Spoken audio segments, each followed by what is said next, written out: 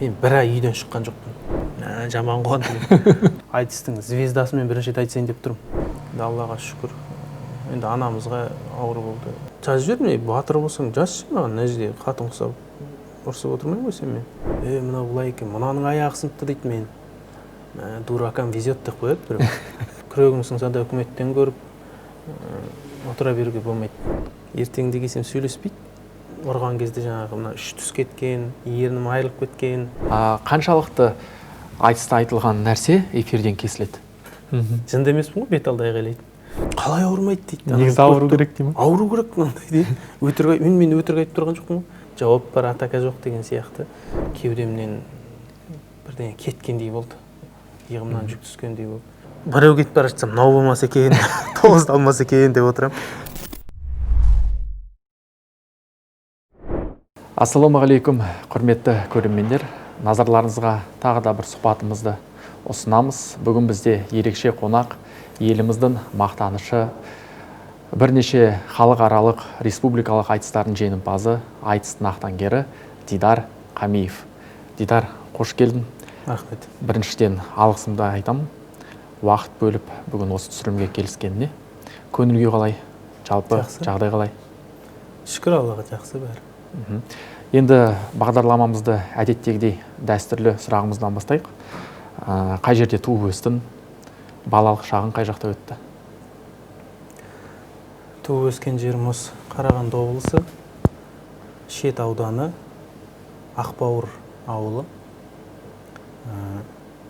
Сол жерде 1988 жылы 10 желтоқсанда дүниеге келдім. Балалық шағым енді 96 жылға дейін сол ауылда өтті. Одан кейін бері қарай Талды деген ауылға көшіп келдік. Қазірде анам, бауырыммен сонда тұрып жатыр. Әлі де сол ауылдамыз. Енді ауылды өзім жалпы жақсы көрем. Қолым қалт етсе барып тұрасың. Ауылға кеткім келіп тұрады. Қателеспесем, бір анадан туған 4 ұлсыңдар. Ұлан Ғасыр мен Айдар, енді сенің жолыңды қуды десек болатын шығар. Өнерге қатысы бар. Үлкен ағаң немен айналысады? Үлкен ағам темір жолда, қазір Өскемен қаласында қызмет етіп жатыр. 2 жыл болды. Негізі біздің үйде ең бірінші өнерді бастаған, жалпы өнер жолын сол ағам болатын, Қабділманап деген. Әнші балапанға қатысып, жалпы біздің кішкентай кезіміз Ақбауырда жүрген кезде өлеңді керемет айтатын, соған айтқызатын. Кейін енді мен жаңағы жыр айтып, сөйтіп шыққаннан кейін маған бүкіл назар ауып кетті да, ол тасада қалып қойды. Өзі де енді ондай бір керемет ынтасы болған жоқ, соны бір қууға сол жолды. Сонымен қалып қойды. Әйтпесе жаңағы ақындық та бар негізі, өлең ұйқастыру да, басқа да. Бірақ өзі қуған жоқ. Осы темір жол саласына кетіп, қазір бірнеше жыл болды. 10 жылдан асып кетті ғой. Аралары неше жас? Ағаң екеуі? 1 жас 10 ай ма сондай. Анан химия пәнінің мұғалімі. Сол ауылда қызмет етеді. Ауылда. Ауылдан кеткісі келмейді енді кісілер. Үйренген орта, қалаға келсе 1-2 күннен кейін үйге сыймай кетеді. Ауылға кеткісі кеп. Қалаға кел десең өзі пенсияға шығып алайын деген сияқты. Жақсы. Өзің үйленгенсің. Қай жыл үйлендің? Неше кішкентайың бар? Мен 2013 жылы үйлендім. Қазір 3 кішкентайым бар. 4-ші жаңағы тұңғышым 2015 жылы өмірден өтті. 1 жас 7 айында. Енді Аллаға шүкір, соңынан 3-еуін берді. Алланың сынағы ғой, енді өзі берді, өзі алды деп сабыр еттік оған. Сол. Енді осы тұста сұрағым ыңғайсыз болса кешірерсің. 2007-де әкең қайтыс болды. 2015-те жаңа өзің айтқандай үлкен ұлын аңсаған өмірден өтті. осы қиын кезеңдеріңді қалай жеңіп шықтың? Енді әкем аяқ астынан қайтты жолда. Қалаға бара жатқан кезде, шөп апара жатқанда, жаңағы үлкен жүк машинасымен бір фура өтіп бара жатқан, сол қағып кетіп, содан қайтыс болды.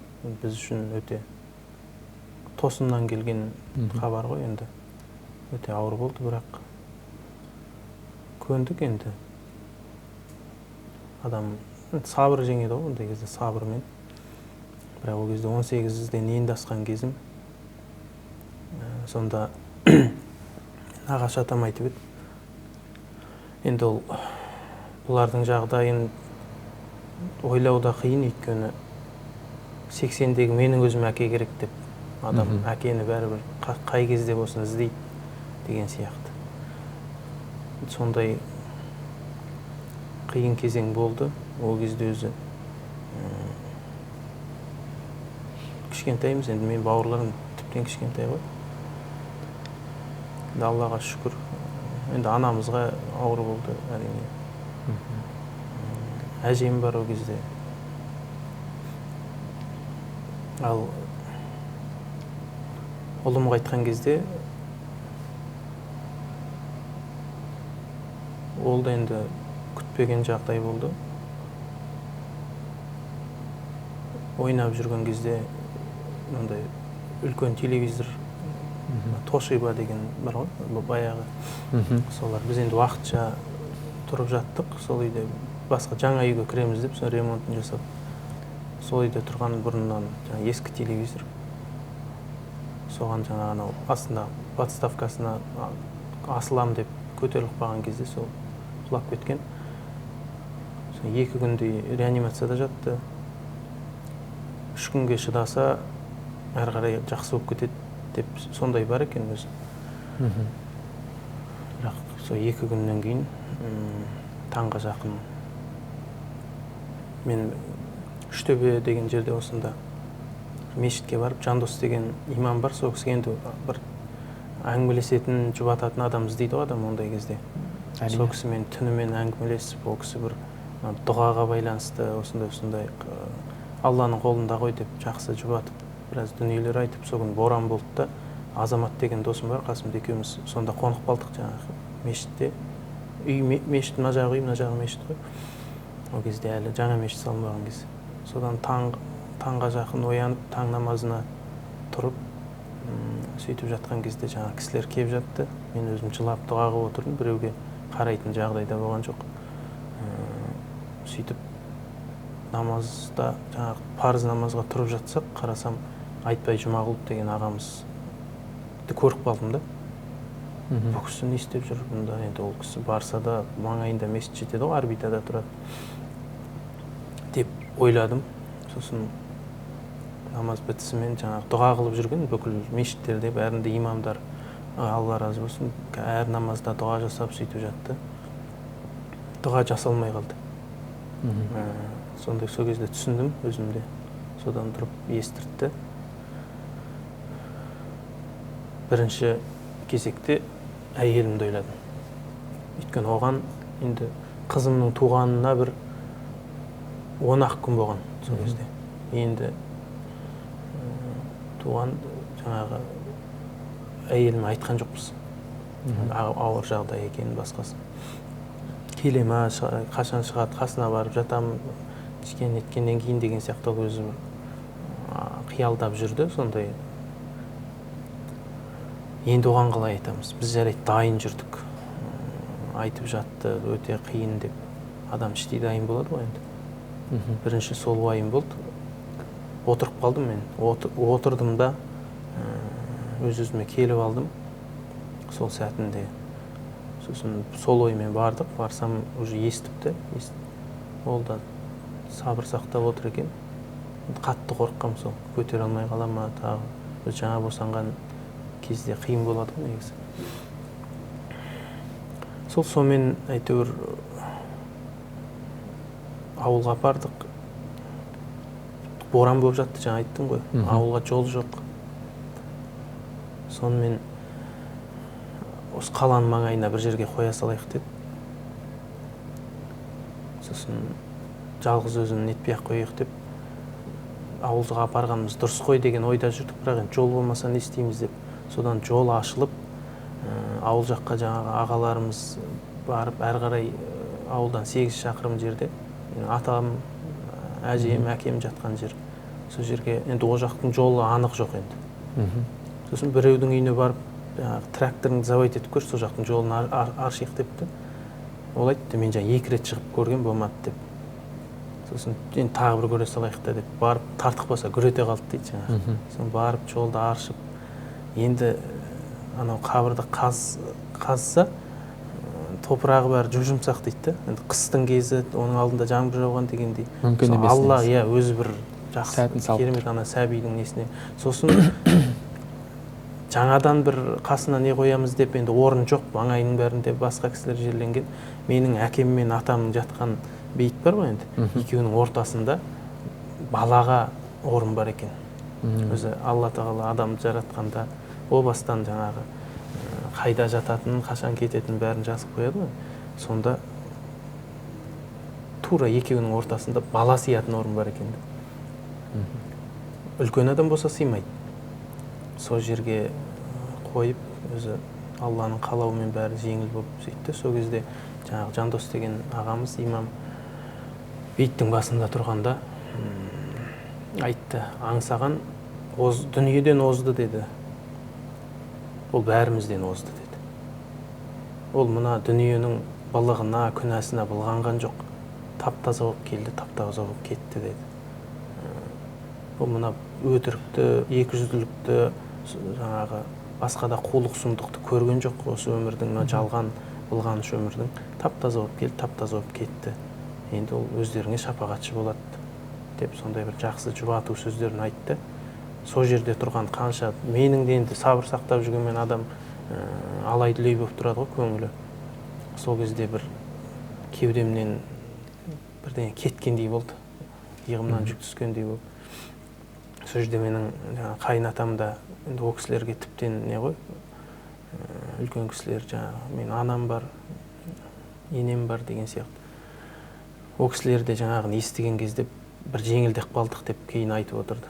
Сондай бір жұбату сөз, орнымен айтылған сөз. Шынында да бәрібір бір күні өмірден өтеміз, ешкім мәңгі жүрмейді ғой. Сонда соны естіп бір бауырым айтады, сондай кезімде кетіп қалу керек еді деп ойладым деп. Жақсы.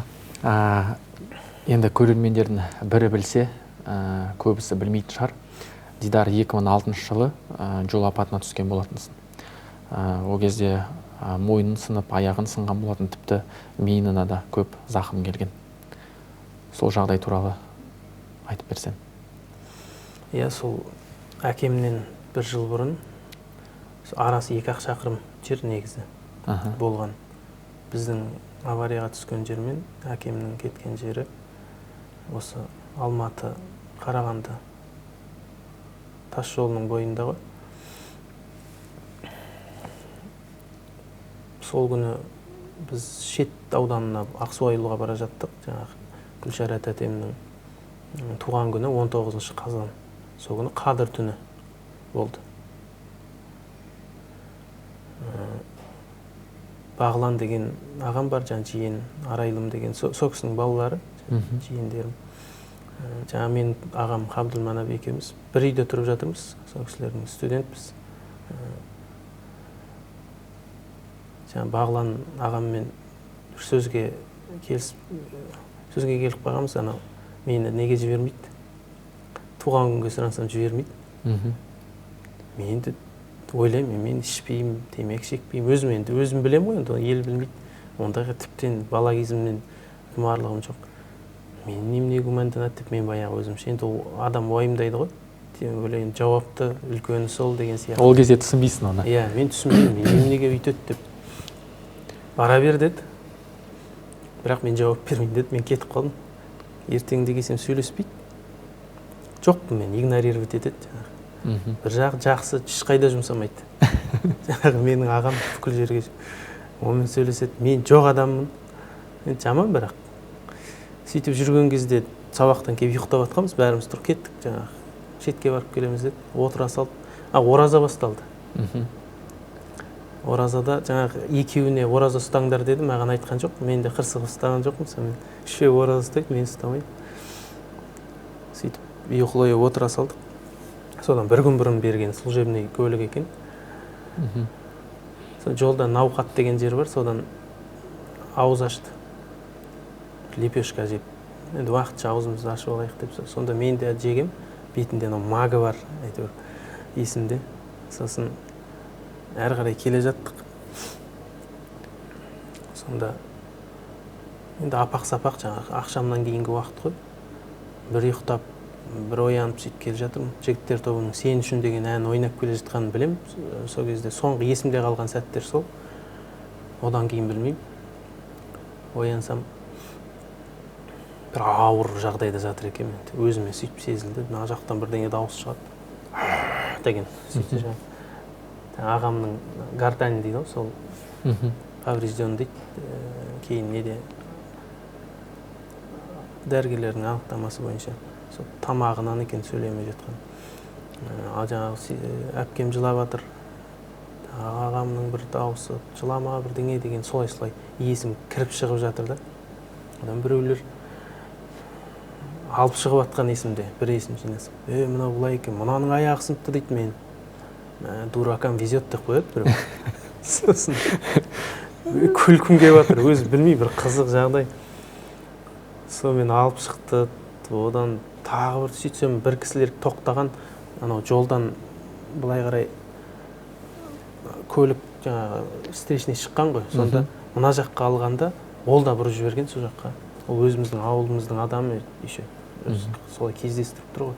Менің сыныптасымның әкесі. Ол кісі қайтыс болып кетті сол жерде. Біз әртүрлі жарақат алдық. Жаңағы Бағлан деген ағам несінен таздың несі айырылып кеткен. Сол жүре алмайды, аяғынан жаңағы еңбектеп барып жолға шығып тоқтатқан ғой бір көлікті. Солар бірінші құтқарып жаңағы неден шығарып алған, кейін жедел жәрдем шақырып, кейін соған салып жіберген бізді. Сол уақыттар екен менің бір есім кіріп шығып жатқан.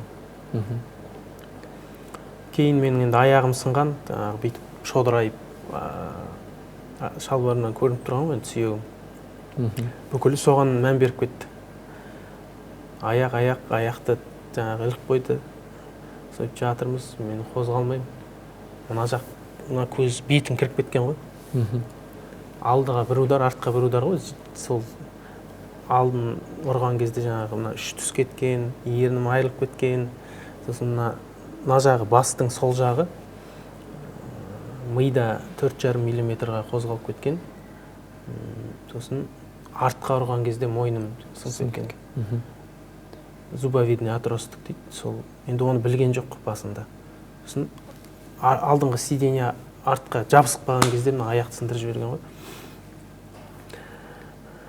Сонымен жаттық біраз. Бір күні дәрігерлер келді де көтеріп неге саламыз деп көтеріп қойған кезде басым кетіп қалды астыға. Енді жаным шығып кетті, бақырдым. Өзім ұрсып, неге айғайлайсың деп. Ауырып тұр мен. Жынды емеспін ғой, бет алды айғайлайды. Сонымен түсірді рентгенге апарып. Ушиб деді. Тағы бір ауырады, тағы сөйтеді. Ауылдағы сынықшы Ғайни деген кісі, ол кісі қарады. Біраз қабағым түсіп кеткен түн бұлай. Соны кішкене реттеп берді, мойымды біраз көрді. Сосын солай жүрдім мен. Кейін гипста болдым 2 ай. Ол жерде тек шалқамнан жатам. Сосын гипс шешкеннен кейін жайлап мекбетінен жата бастадым. Солай жатсам болды, таңертең тұра алмаймын. Басымды қолмен көтерім. Бүйтіп ұстаймын да, осылай көтерім басым. Осылай тұрғызам өзім, сосын робот болып жүрім. Бұлай ғана бұрылып. Сосын дәрігерге бардық, жайлап таяқпен жүре бастаған кезде томографияға түсірдік. Ең бірінші Гиппократ деген жерде сол ашылып жатқан кез. ол жерде де қатты ештеңе білген жоқ. Сосын қайттан дәрігерге бардық. Сонда Сегізбаева Баян Томановна деген кісі, невропатолог үлкен кісі. Сол кісі бәріне жібереді, нейрохирургқа, басқаға. Содан бәріне өтіп шыққан кезде қарап отырды, дейді. Нейрохирург айтты, ештеңе жоқ деп. Әкем марқұм қуанып кетті. О, жақсы болды ғой деп. Жай нәрсе кетеді деді. Ана кісі айтты, мынау ештеңе білмейді деді. Ол кісі енді бәрін біледі ғой. Махамбаев Ғабит деген кісіге бар, сол айтады, бір тапса сол табады деді. О кісіге деген кезек сұмдық екен енді. Әзер дегенде таныс арқылы жүріп әйтеуір кіріп, ол кісі сөйтсем рентгенмен ақтау болды. Ауызды ашып алдынан түсіру керек екен. Ешқандай бір оны білмейді. Оны алдынан түсірген адамдар. Аузымды ашып қойды, алдынан рентгенмен түсіріп. Содан көңіл күй түсті. Не істеймін, ауылға келем, көшеге шығып кетем, ойламау керек та, уайымдағым келмейді. Ауыр болады деді. Сөйтіп жүргенде жаңағы әкем қайтып кетті. Оның қырқы бар, несі бар, одан кейін сонымен бір жылдан кейін бірақ жасады ғой мойныма операцияны. Кейін аяқтағы темірді алды, в общем, операция дегенге үйреніп кеттік сол кезде.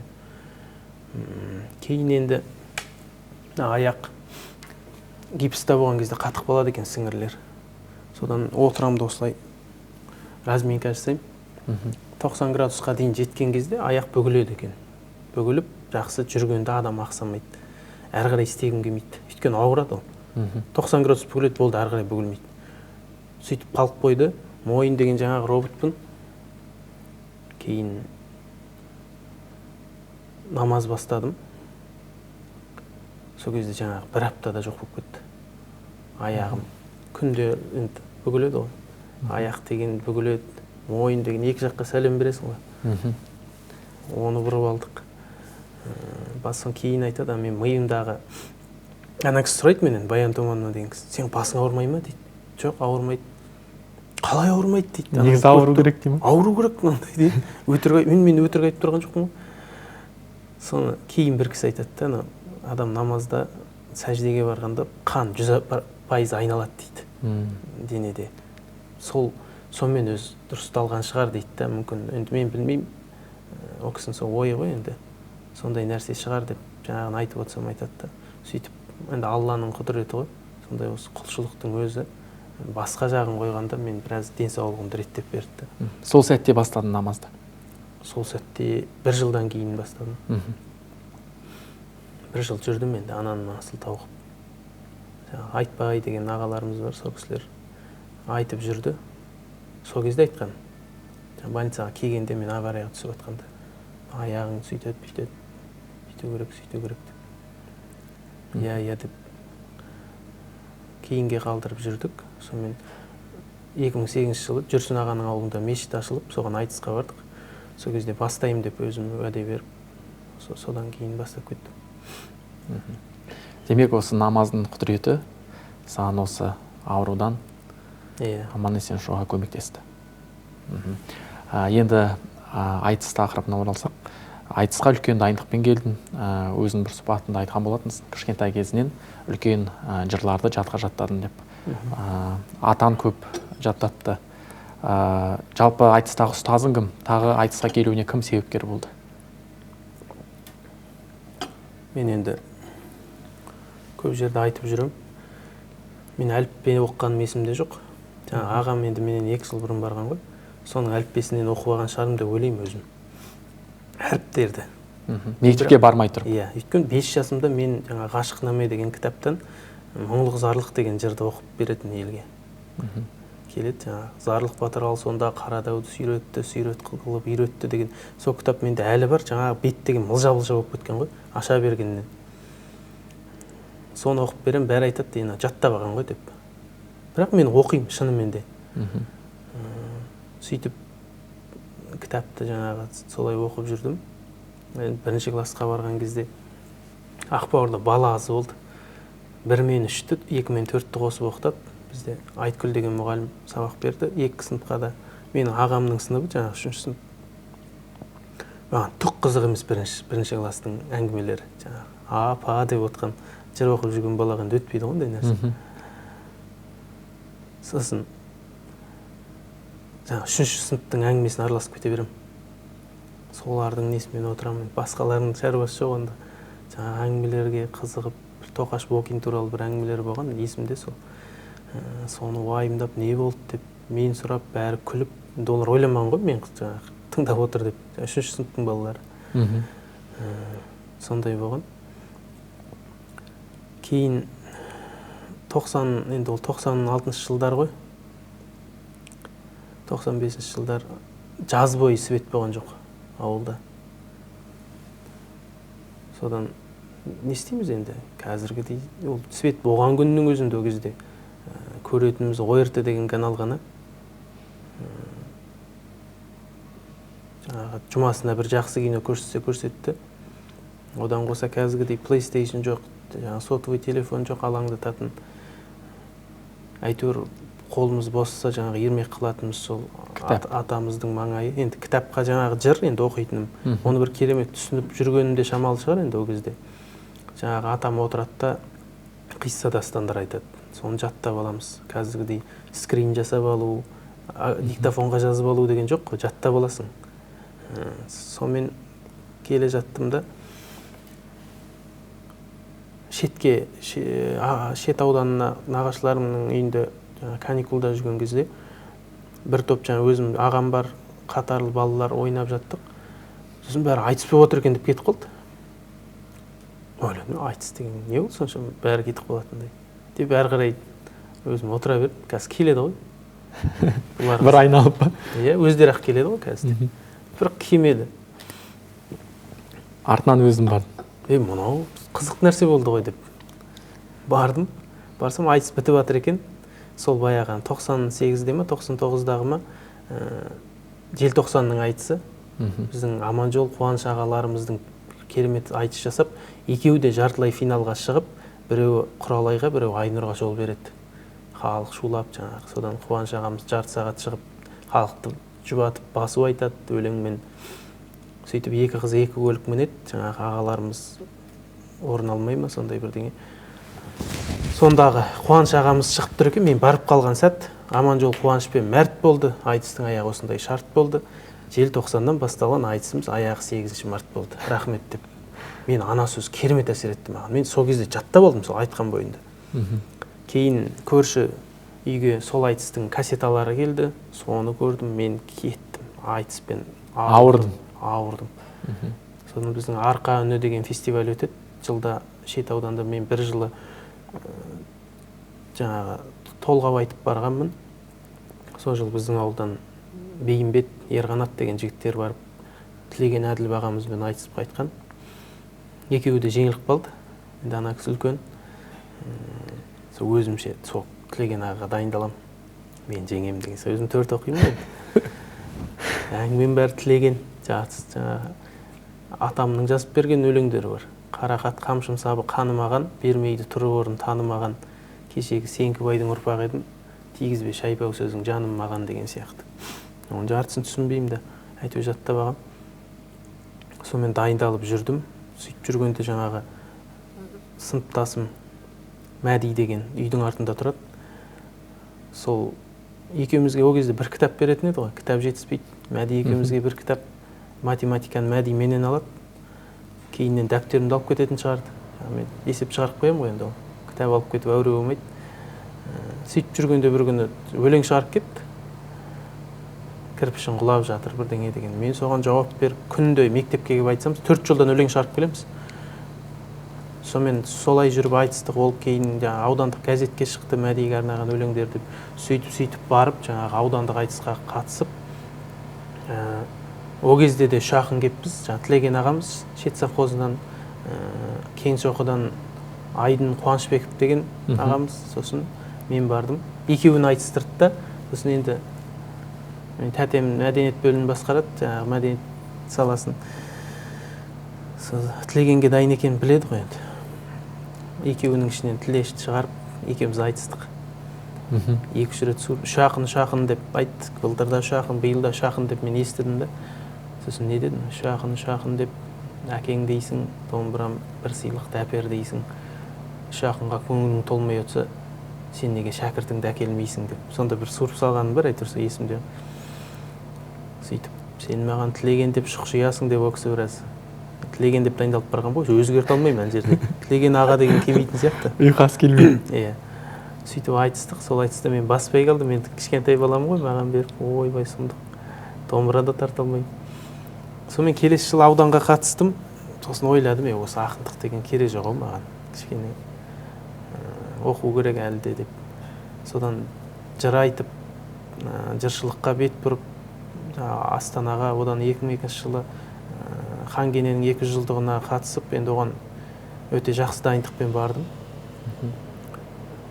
Мен бір ай үйден шыққан жоқпын. Жаздың күні балалар шулап атады, естіліп тұрады, шыққым келеді, бірақ өзімді қамап үйге. Соның нәтижесін көрдім. Сол жақтан осы Алматов ағамыз бар, тағы біраз ағамызбен үлкен кісілер қатысқан неден бірінші орынмен қайттым. 80 мың теңге ұтып алдым. 2002 жыл деген ол сұмдық ақша. Әжептәуір ақша. 20 мыңына ауылда дүркіретіп той жасадық. Сондай бір жолға, жыршылыққа бет бұрып солай келдім да, кейін колледжге түскен кезде Айгүл Қайырбековна деген кісі менің грамоталарымды көріп, болмай қинап жүріп, Жезқазғандағы студенттердің айтысына алып барды. Сол айтыстан баспай қалдым. Кейін Каргудағы Евней Бөкетовтің айтысына алып барды. Сол жерде Мақсат Ақановпен таныстым, Сәттібай Жүнісовпен таныстым. Сөйтіп қайттан айтысқа оралдым. Енді менің ұстазым жаңағы осы арқадағы Аманжол ағамыз бастаған Тілеген, Айтбай, Мақсат ағаларымыз, жаңағы Қойлыбай ағаларымыз, Сәттібай ағаларым, кез келген ұстазым деп айтсам болады. Жалпы өнерде жүрген ағаларым бәрін ұстаз деп айтуға болады. Себебі әрқайсының жақсы жақтарын алып солардан үйрендік. Сол айтысқа осылай келдік енді. 2008 жылы Мәшһүр Жүсіп Көпейұлының 150 жылдығына арналған айтыста бас жүлдені ұтып алып, алғашқы көлігін ұтып алған болатынсың. Волга көлігі, қателеспесем. Ол көліктің тағдыры қандай болды? Қазір бар ма? Бірінші машина болған соң ұтып алған ыстық болады ғой. Әрине. Ол айтысқа өзі бір ойда жоқта бардым. Бір ақындардан естіп қалдым, сондай айтыс болады екен. Мен ол кездегі басты мақсатым ақындарды көріп әңгімесін тыңдау болатын негізі. Барсам, солардың жаңағы қызық қой енді. Айтысқа енді шығып жүрген кез. Қарағандыдан негізі әр облыстан екі ақын екен. Тілеген, Айтбай ағаларымыз жазылып тұр екен. Оған қоса Ерқанат Кеңесбеков те жазылыпты. Сонымен сендерде онсыз да 3 ақын тұр деп ана кісі.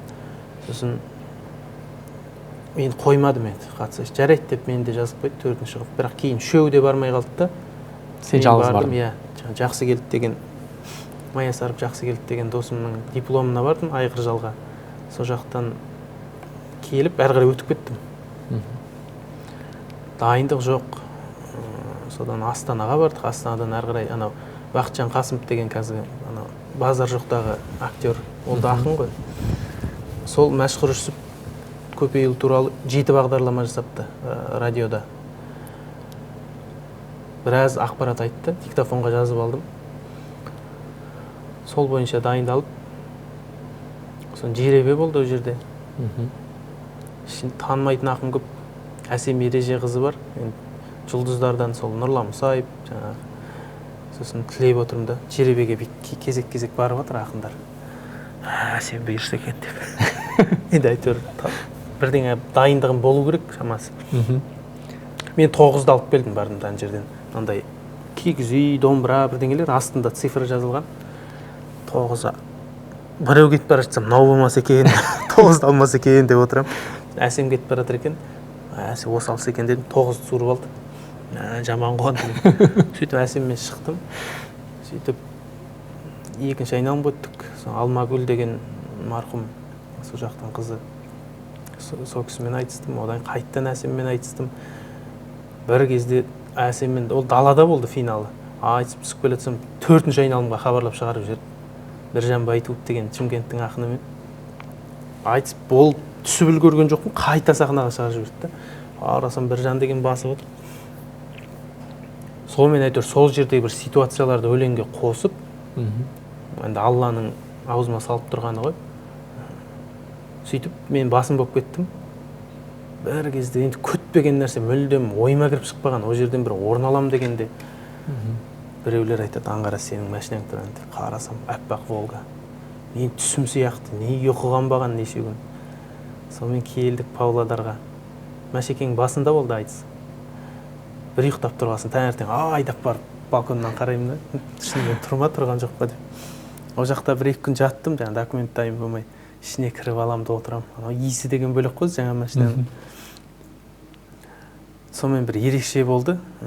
Сосын 2008-дің бұл августы. Мен әкем 2007-де тамызда қайтқан. Соны ауылға келдім. Анам жылап шықты. Әкең көрмеді ғой деп. Ол кісі жаңағы көлікті өз қанша жыл шопыр болған, машина айдаған кісі көлікті жақсы көреді. Шынында да енді сондай ой болды менде де, көрмеді ғой деген. Ол кісі айтады неше, сен әлі аласың, Аманжол Әлтаев сияқты ақын боласың сен де. Ол кісілерді жақсы көреді. Қуаныш Мақсұтов ағамыз бен Аманжол Әлтаев ағамызды қатты жақсы көреді әкем. Сен де солар сияқты боласың, әлі талай машина атасың деп. Сондай бір керемет сезім болды, бірақ енді ол кезде өзім көлік теппеймін негізі.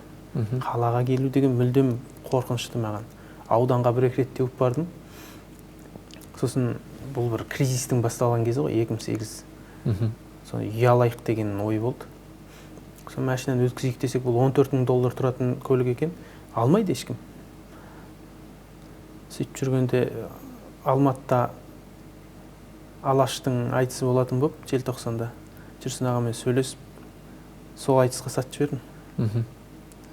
Ол да қызық болды енді. Ол сатып жіберіп, оны ағаммен жаңа нағашы ағам теуіп барып, мына жақтан мен өзім Астанадан ұштым Талдықорғанға. Балғынбек ағамен айтсам, жаңағы айтыстың звездасымен бірінші рет айтсайын деп тұрмын. Өзімнің немде, карьерамда. Мен үшін сол уақыт енді.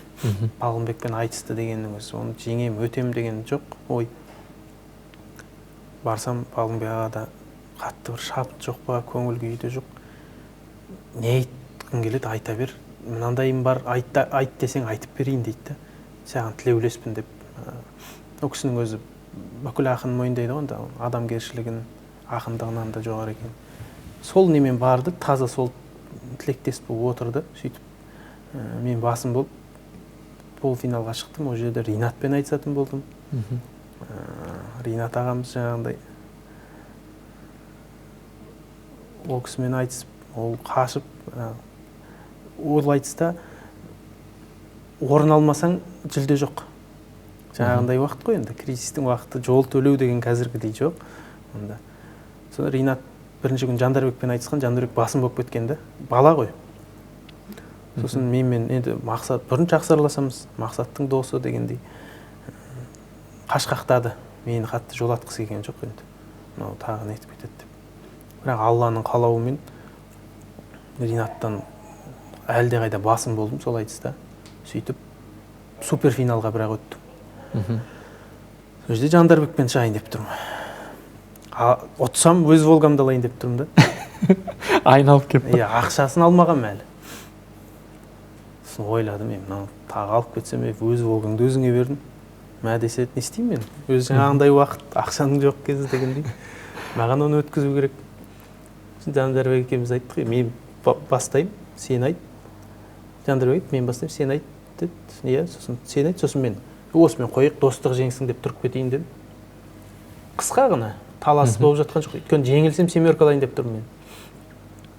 Сонымен сөйттік екеуміз, қысқа ғана қағыстықта қоя салдық. Сонымен бас бәйгені Жандарбек алып, мен семеркамды алдым, жаңа ақшамды алып қайттым. Сөйтіп, енді ол ыстық болғанмен де жаңағы тамыздан желтоқсанға дейін тептік қой жайлап ауылда. Сонымен солай өткізіп жібердік. Айтыстың сахнасында бірнеше жыл жүрсің. Бұрынғы айтыс пен қазіргі айтыстың айырмашылығы бар ма? Айырмашылығы өте көп. Баяғы айтысты қарап отырсақ, мысалы 84 жылғы, 89 жылғы айтыстар бар ғой бізде. Сайтта бар айтыскер.орг деген. Ол кезде бір қазіргідей өлеңдің көркемдігі қазіргідей емес. Түйіні жалпы ақындардың айтып отқан. Бірақ шынайы. Қарапайым, бірақ шынайы. Шынайы еді ол кезде. Соған сай көрермен де шынайы болатын.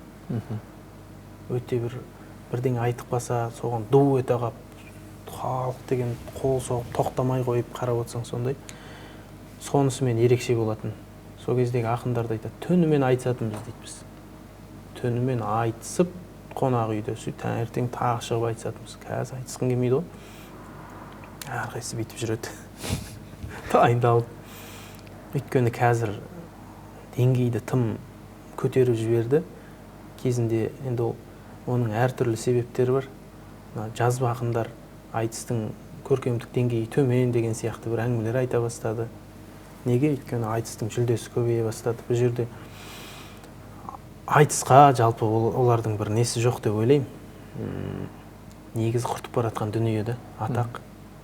Айтыс көп насихатталып кетті. Ол пенде болғаннан кейін сондай болады ғой. Қызығушылық. Мыналар миллионда ұтып жатыр, біз неге үйтпейміз деген сияқты бір ойдан туындайтын шығар деп сондай ойдамын. Әйтпесе біз жалпы поэзияның өркендеуіне ешқашан қарсы емеспіз да.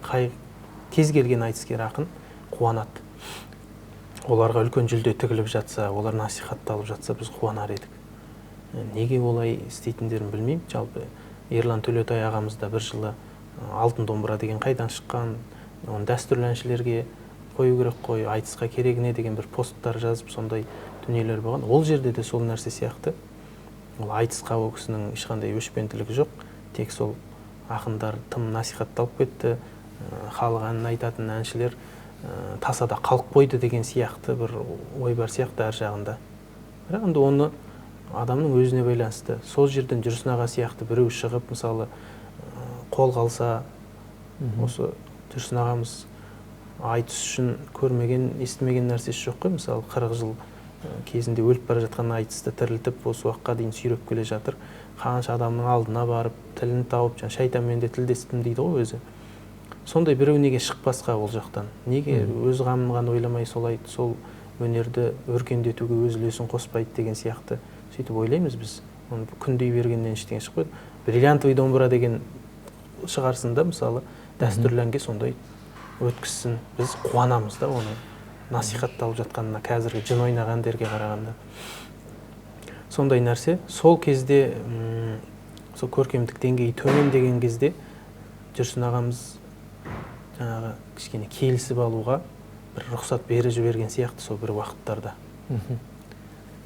Жобасын жүйелеп алыңдар. Себебі өлең, енді аяқ астынан айтқан өлең ешқашан поэзия сияқты болмайды ғой. Әрине. Сол белең алып кетті да, кейін жаңа бірге жүргендер болады, анау деп осы нәрсе тым кетіп қалған сияқты. Демек, келісіп алатыны рас. Иә, болды ондай нәрсе. Оның бір себебі қазір уақыт өте аз айтысқа берілетін. Осы қазіргі жүрген ақындардың кез келгені отырда міне осылай бір 10 шақты адам жинап алып айтыс десең, тоқтамай айтыса береді, таңды таң құрып. Керек болса. Иә. Ол үйтіп айтыса алады о жерде. Ал ана жерде сахнада өзі санаулы уақыт айтысың шықпаса тоқтатып тастайды. Өйткені 20 ақын айтысады. 20 ақынның жарты сағаттан ол халық жалығады. Мысалы, мен Төреғалимен концертте жүргенде айтыстан керемет нәрсе жоқ. Себебі әннің арасында жарқ етіп бір-ақ рет шығасың да, халық қырылып қалады айтысқа. Ал сен бірінен соң бірі шығып, бір нәрсені айта береді, анау біреу шығып, сен неге үйленбей жүрсің дейді, анау біреу тағы шығып айтуы мүмкін, тізесін шығарады әбден.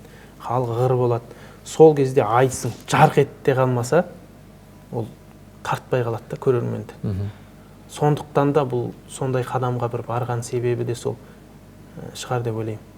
Енді ол бүйтіп сөзбе-сөз келіспесе де, не жайлы айтайын деп жатсың? Екеу екі жаққа кетіп қалмау үшін, бір-біріне келіп тұру үшін. Бір бағытта болу үшін. Иә. Біреу мына жаққа, біреу мына жаққа кетіп жатса, Жүрсін аға да тоқтатып тастайды айтысты. Қойыңдар болды деген. Демек, енді айтыс шоуға айналды десек болады ғой. Өйткені қазір бәрі шоу болып кетті айналада. Не нәрсе болса да шоу, соның бір элементтері кірді негізі. Ол біреулер айтады, керек деп те айтып жатыр да. Онда өйткені жастардың бәрі соған үйреніп қалған. Кішкене тарту үшін, басқа үшін. Бірақ бірыңғай ондай болып кеткен дұрыс емес. Бірақ енді осы алтын домбыра айтыс өтті Оралда. Сол жерде тимбилдинг болды. Қанша ардагер ақындар келді. Олардың өзі айтатын өкпесі бар. Қазір бұлай болып кетті, біздің кезінде бұлай еді деген сияқты. О кісілерде де бар ғой, біз жүлде үшін айтысқан жоқпыз. Кілемге айтысатынбыз, сағатқа айтысатынбыз, бір алғыс хатқа айтысатынбыз деген сияқты. Қазір осылай. Сондай біраз нәрселер талқыланды. Сосын бір шешім қабылданды. 2020-ның бүкіл айтысы сахнада жеребемен жұпталады деген. Ол жерде де жаңағы бинго сияқты бір аппаратқа салынып, ақындар шарикқа, мен енді білмеймін қалай болатын. Осы 8 ақпанда Абай атамызға айтыс бойын деп сол жерде бірінші рет болғалы тұр. Жаңағы айналдырып екі нені шығаратты, екі ақынды. Сол екеуі шығып айтысады. Білмейді кіммен кім айтысатынын. Енді сол кезде айтыс шынайы енді өз баяғы қалпына келетін шығар деп ойлаймын. Қаншалықты айтыста айтылған нәрсе эфирден кесіледі? Эфир деген кезінде сол бір билікке қатысты, басқа жоғары жаққа қатты айтылып қойған нәрселер ғана кесілетін. Мен бір айтысты айтайын. Мысалы, Ринатпен жаңағы Алматыдағы болған айтысымда ана тілдің жағдайы, тіл жайлы комитеттің төрағасы Кәрім Мәсімов болып тұрған кез ғой, енді тіл туралы бір әңгіме болды. Ана тіл маңдайдағы бағың болып тұр, бетіңдегі ұятың арың болып тұр деген сияқты сөйтіп алып келіп, оның бәрі берілген. Ана тілдің соры маңдайдағы, Мәсімовтің мұртындай қалың болып тұр деген түйіні солай болған. Тек сол түйіні ғана қиылды. Ол шумақ толық алынған жоқ. Сол бір шумақ қана кетті. Менің өзі айтқандарымнан, Ринаттың айтқандарының ішінен де сол жоғары жаққа қатысты бір нелер ғана алынған. Кейін енді осы 2018-дегі алтын домбырада менің 1,5 шумағымды ғана берді бүкіл айтыстан. Ол жерде енді бір білмеймін, қатты ештеңе жоқ негізі. Сол қазіргі айтысты қарап отырсаң, көп ақындардың сөздерінде байланыс жоқ. Байланыс жоқ. Атака бар, жауап жоқ. Жауап бар, атака жоқ деген сияқты. Не қайда жауап беріп отыр, не айтып отыр. Бірақ енді осы жолғы алтын домбырада жөнімен қиған сияқты, енді білмеймін. Менің жаңағы өзімде білген шумақтарым қиылды. Осыларды қиядау деген. Қалғандары бар. Осы жол түзелген сияқты негіз. Ал енді алдыңғы жылғы алтын домбырада енді Құдай сақтасын. Батшысын шығарған ғой енді. Бір айтыстан неше шумақ айтылған. Бір шумақ бар, біреуінің аяғы жоқ. Ол тіпті анау қарсыласқа айтатын әзіл шумақ та. Соның өзінің жартысы жоқ.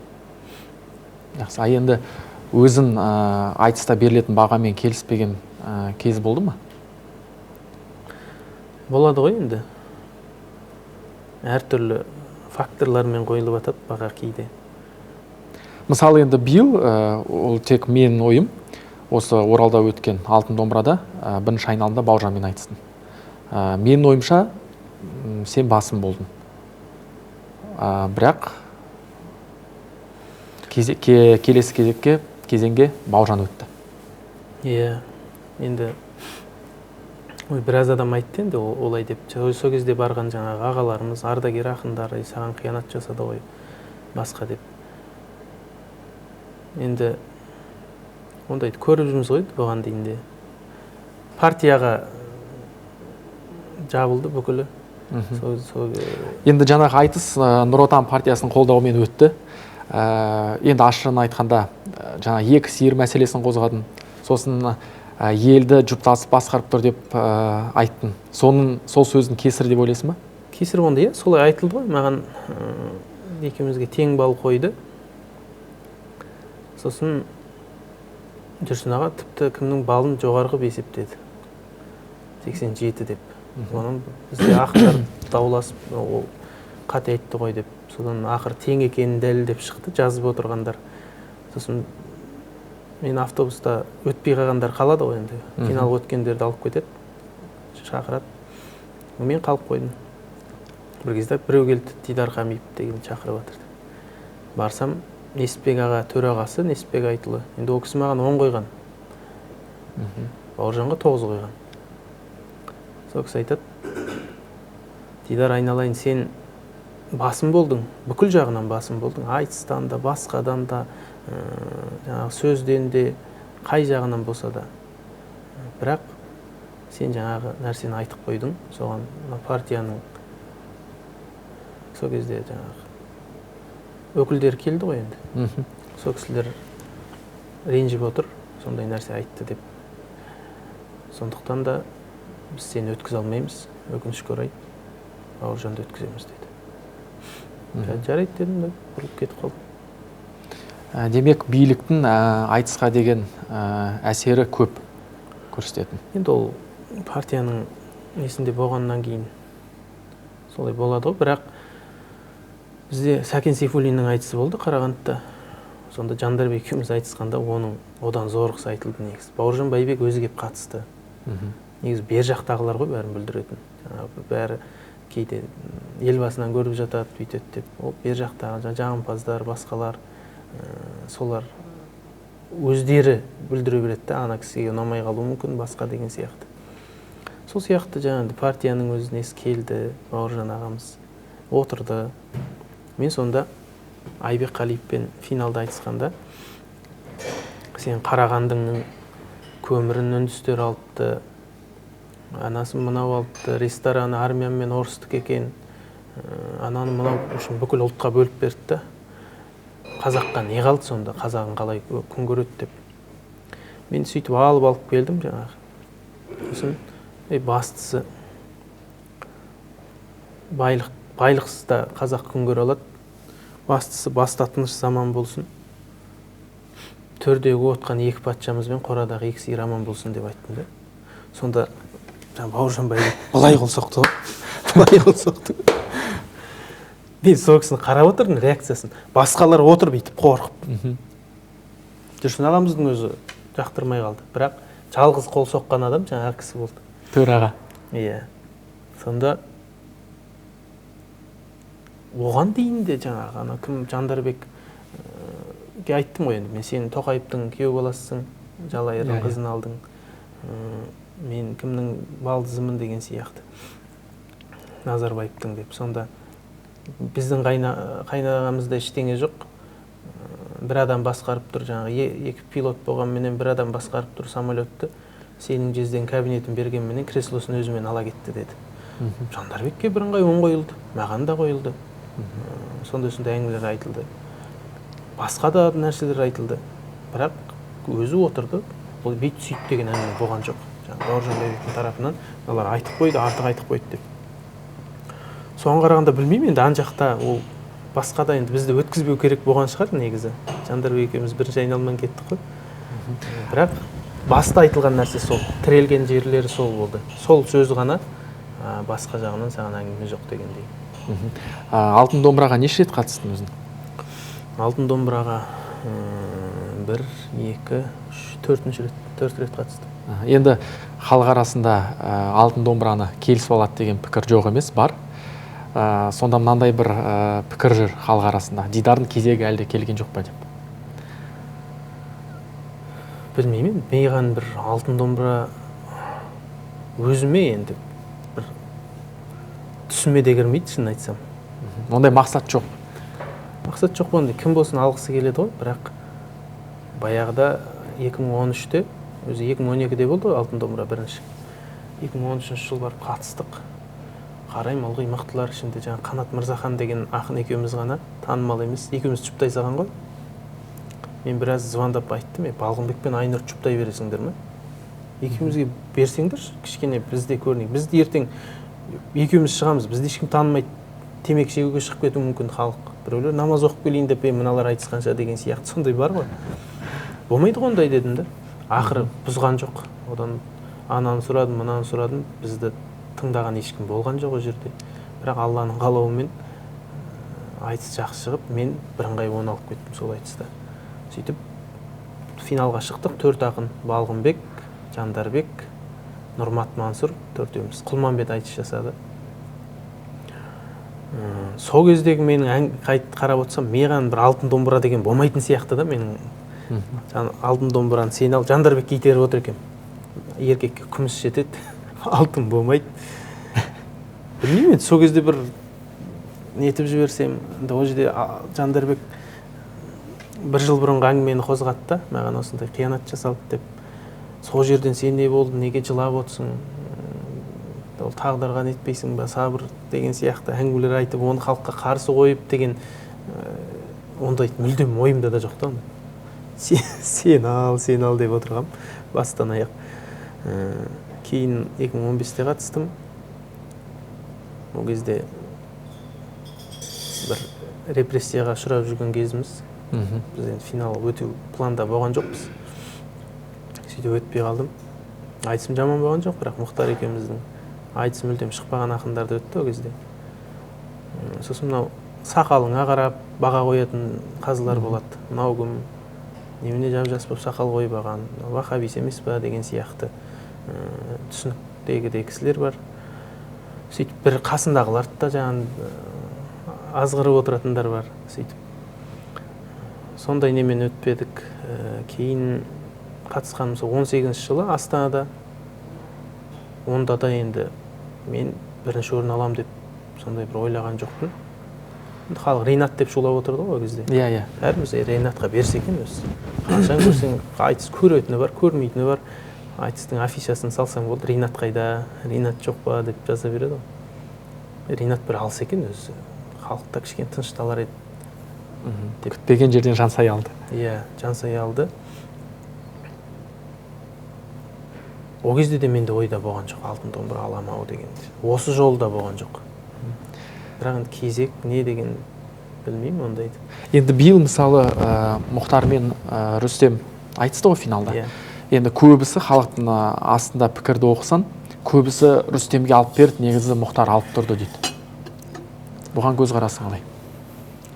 Иә, ол рас. Кім Мұхтардың басым болғаны рас финалдағы айтыста. Бірақ Рүстем алдындағы екі айтыс бойы керемет айтыс жасады. Керемет айтыс. Ауырып тұрса да. Иә, өте жақсы. Енді Рүстем деген шынында мойындайтын ақын, өте айтысқа жауапкершілікпен қарайтын, тыңғылықты дайындықпен келетін ақын. Сосын мен өз басым сол айтысқа бара жатқанда Рүстем не Айбек Қалиев ағамыз алса екен деген ой болды.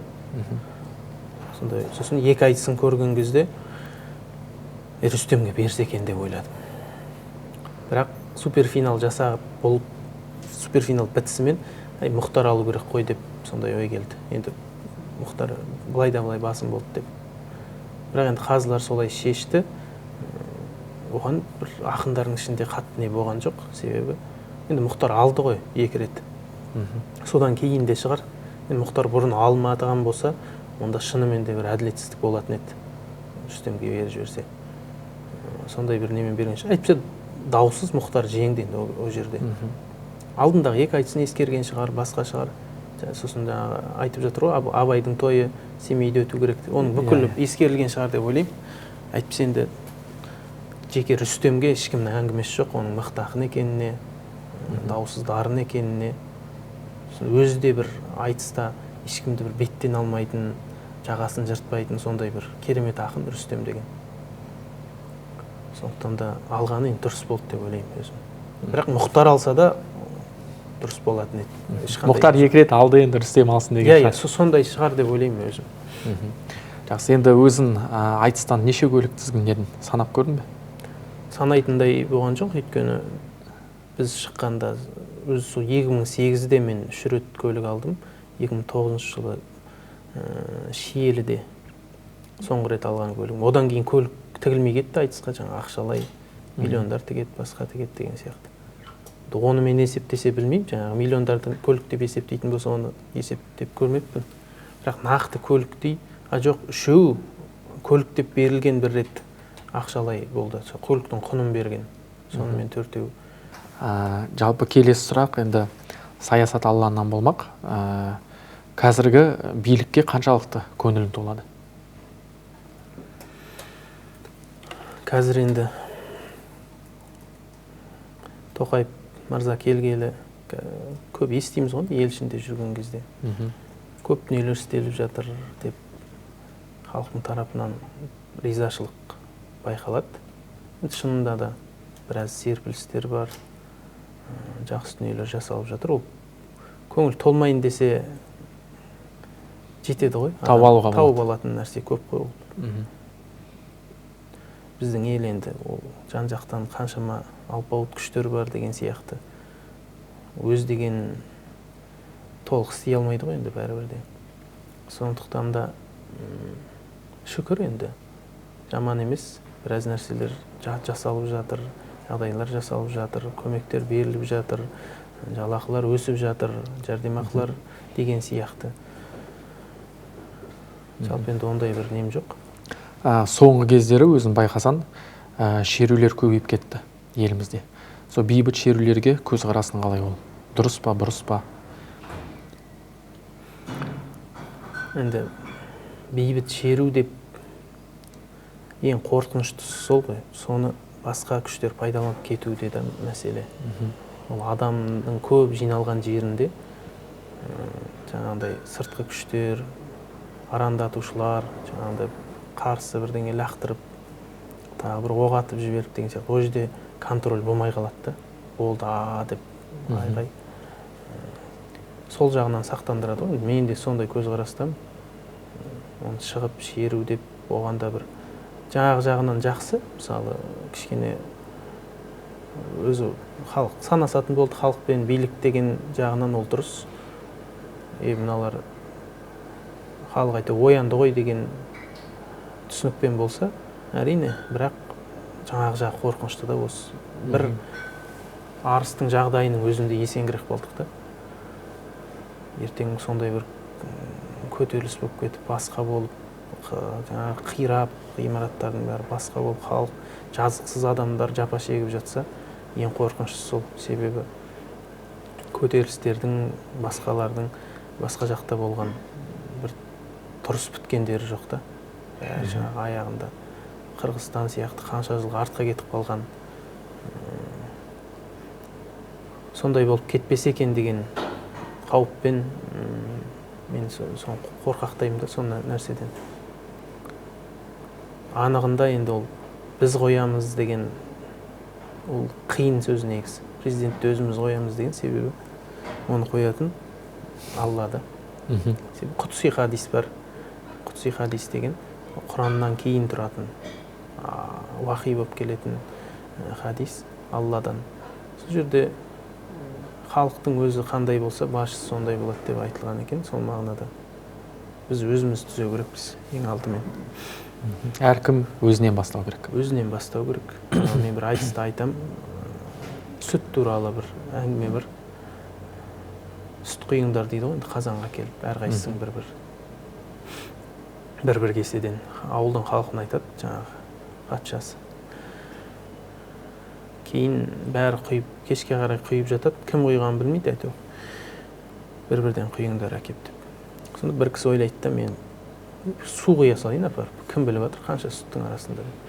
Таңертең қазанды ашса, сылдырлаған су ғана тұр екен да. Сөйтсе бәрі сөйтіп ойлапты. Мен құйғаннан не өзгереді деп. Сол сияқты ондай ойда болмау керек. Мемлекет үшін әркім өзінен бастау керек. Кезінде Германия соғыстан кейін әркім өз ауласын жөндеп бастаған дейді ғой. Қалай көтеріліп кетті дегенде, ол үкімет күрегін сынса да үкіметтен көріп отыра беруге болмайды. Мен бір Амангелді деген ағам айтады, жылқы бағатын адам іздеп ауылдарды араладым дейді, өз ауылыма бардым дейді. Ауылдағылар айтады дейді, бақсы анау бағат, түк істемейді, ауылда бос жүр енді. Тепсе темір үзетін жігіт айтып еді. Соны барсаң шығып тұрады дейді үйінен. Ұйқысы қанбаған, басын қасып. Жылқымай қой, жылқысын ес. Ана кімге барса сол бақса бағат шығар деп керіліп. Өзі түк істеп жүрген жоқ та, бірақ сондайлар недовольный да. Солар саясат соғып отырады мысалы. Маған біреу қоймай қойды Инстаграмда жазып бір жылы. Елбасы жаңағы тұңғыш президент күнінде Оразбек Қиынбаев деген Ақтөбенің ақыны бір өлең салып қойыпты. Енді толық білмеймін жаңағы. Бірдеңеде кенін айтып даланың дейді да, сыртқа кеткен. Бірдеңесін айтып қаланың жаңағы наразымыз дейді жаңағы патшаға. Мен өзім там адаммын дейді, кейде 100 адамға ие болмай қаламын дейді. 30 баланы басқармайтын мұғалімдерді көріп жүрміз дейді. Сондай-сондаймен келеді да. Соған қарағанда 130 ұлтты ұстап отыру оңай емес қой қарағым деген сияқты осылай бітеді. Соны салып қойсам біреу жазады, сен жағымпаз Назарбаевтың бірдеңе деп бір жеріне кіріп деген сияқты. Сосын енді не болды деп жазсам, осылай сен Мұхтар Ниязов екеуің жюрилерді мақтап бәйге алып жүрсіңдер ғой. Как раз бір өзім лайықты орнында ала алмай қалып сөйтіп жүрген кезім еді. Сосын айттым, қой, керісінше шығар. Арға барған жоқпын. Кейін тағы бір не салсам, мен үндеген жоқпын. Тағы жазады. Бірдеңе деп, ана жерде комментарийға. Кім мынау деп кіріп көрсем, бір екі қыз баланың суреттері екен, астына біреу жазып қойыпты. Балаларың бар екен, енді есіңе түсті ме? Алиментті қашан төлейсің деп. Өзі жетісіп жүрген жоқ. Сосын жазып жібердім, батыр болсаң жазшы маған, мына жерде қатын құсап ұрсып отырмай қойсам мен деп номерін жазып жібердім. Сөйтіп жазды. Кімсің, не болды? Жоқ, мен сені қатты жақсы көремін, негізі әндеріңді айтамын, бүйтем, сөйтем. Бірақ какой-то бір Назарбаевты айтып сен дейді. Назарбаев какой-то біреуді оған. Соған жыным келіп кетті дейді саған. Не болды? Сен сонда қандай халыққа еңбегі сіңген адамсың ба? Назарбаевты сөйтіп айтады. Жоқ, просто анау бүйтіп жатыр, сөйтіп жатыр. Өзің қайда істейсің? Мен құрылыста істеймін, Астанада дейді. Енді мықты болып баратсың, бармайсың ба жоғарыға, өзіңді? Сосын айттым, үйленгенсің ба деп, иә дейді. Ажырасқансың ғой дедім. Иә деді.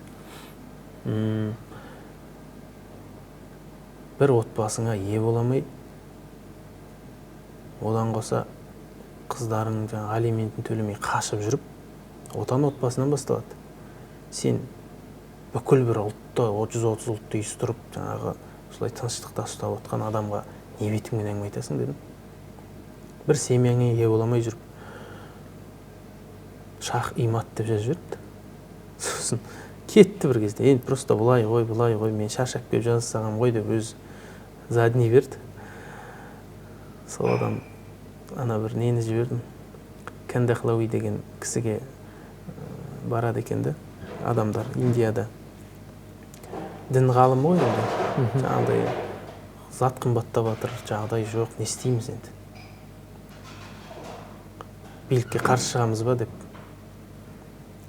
Сонда ол кісі айтқан екен. Адамдардың Раббысының алдында бағасы өскен кезде, заттардың бағасы өзі түседі. Адамдардың Раббысының алдында бағасы төмендеген кезде, нарықтағы заттардың бағасы көтеріледі дегенде. Бірінші құлшылықтарыңды жасап, Құдаймен қарым-қатынастарыңды түзеп алыңдар. Сонда өзі реттеледі деген. Ол немен шеше алмайсыңдар бар. Сендердің қолдарыңдағы нәрсе емес. Содан кейін тоқтаған дейді. Соны айттым. Содан өзі кетті, бір менің атам намаз оқыған, Назарбаевқа бата берген, ұлтауда деймін бірдеңе дейді. Сонымен жобаға келді да. Сол сияқты жаңағыда адамдар әйтеуір не істейді, қазіргі жігіттер охранаға тұрып алады. Қолы бос YouTube, Instagram ертелі-кеш. Сол жігіттер мысалы басқа мамандықты оқып, дұрыс жерлерге барса болады ғой негіз мысалы. Айтишник басқа деген сияқты көп адам жетіспей жатқан, біздің қазақтар істей қоймайтын дүниелер бар ғой басқада. Жоқ, біздікілер әйтеуір сол юрист, экономист бірдеңелерді оқып алады. Диванный критика айналады. Отыр, не онымен жұмыс істемейді. Барады, отырады да жібереді, сосын Әбіләзовты көріп алады, ютубтан басқаны көріп алады, қырғын. Сондай туыстар болады ғой өзі анау. Кеше бір неде сондай тетяң бар ма сенің де деп күніне 200 видео жібереді, тағы бірден группаға жаңағы толықтамайды. Соны көріп алады да өздері анализ жасамайды, ол қайдан келіп жатыр, нақты дәлел ме, бір нәрсе болса қаптатып жібереді ғой, ол сөйтсе басқа жақта болған болып шығады деген сияқты. Сондай адамдар көп. Анығында енді негізі өзімізден бастау керек шынында да. Келешекте Дидарды саясат алаңынан көруіміз мүмкін бе? Мен қатты сол жаққа жолағым келмейді негізі. Бір кісілер айтады да, бір туысқан болып келеді, танысып. Мен ол кісіні біле қоймайды екен. Мен сендердің ауылда осында туыспыз біз деп біраз әңгіме айтты. Жақсы бір қызметте екен Астанада. Мен айтып, сен Ботақараға барып жүргеніңе жынсың ба дейді маған. 70 шақырым жерге барып жұмыс істеп жүргеніңе табылмады ма осы жақтан? Жоқ, мен өзіме ұнайды дедім. қаланы қатты өзі ұнатпаймын. Анда барсам әйтеуір ауылды жерге, далаға шығам, кең даланы көрем, жасап қалам өзім деп. Жоқ, мен акиматқа бір звонок, сен жақсы жұмысқа тұрғызам деген сияқты. Жоқ дедім, ол жаққа жолағым келмейді, былғанғым келмейді дедім. Сөздің анық. Жақсы. Енді келесі сұрақ. Осы күзде 2 жұлдыз шоуына қатысып, бас жүлдені жеңіп алдыңдар, қуандық екеуін. Осы шоуда көрермен Дидарды басқа қырынан таныды. Жалпы ұсыныс кім жасады? Бірден қабылдадың ба? Сол ұсынысты кім Қазақстан шақырды? арнасынан хабарласты. Ойландым, ақылдастым. Жалпы маған біраз жыл болды. Инстаграмға бір ән айтып салсам, әнші болу керек қой саған деген сияқты. Дүниелер көп айтатын адамдар. Соны ойладым, бір көрейін, мүмкін бет алды бүйтіп келе салмай. Қалай болады екен, айта аламын ба екен. Сосын екеуі екі бөлек нәрсе ғой. Домбырамен ән айту деген ол мүлдем басқа нәрсе. Ол жерде өзің білесің да. Дем алып аласың ба, екі қағыс артық тартасың ба. Ана жерде сен музыкаға бағыну деген өте қиын. Дем алып үлгеру, деміңді орнымен пайдалану. Біз енді ол жағын білмейміз да ғой. Сосын барсайш деп достарымызда содан бардық, қатысатын болып, мені Қуандық Рахыммен жұпталдық, оғанда қуандық енді. Қалай қосты қатысушыларды? Қалай жұптастырды? Өздері жұптастырған болу керек, қарап. Басында мен Ғазизханмен деген. Содан кейін Қуандықпен ауыстырыпты. Басында қуанып жүргем енді, жақсы ғой деп, бірақ қиындау екен де еркек адаммен негізі. Екеуміз де соны барғанда түсіндік. Дуэт айту қиын екен, еркек пен еркек. Бір-біріңе қарап ән айта алмайсың. Сондай әндер іздеп жүресің, жаңағы екі жаққа қарап тұрып айтады.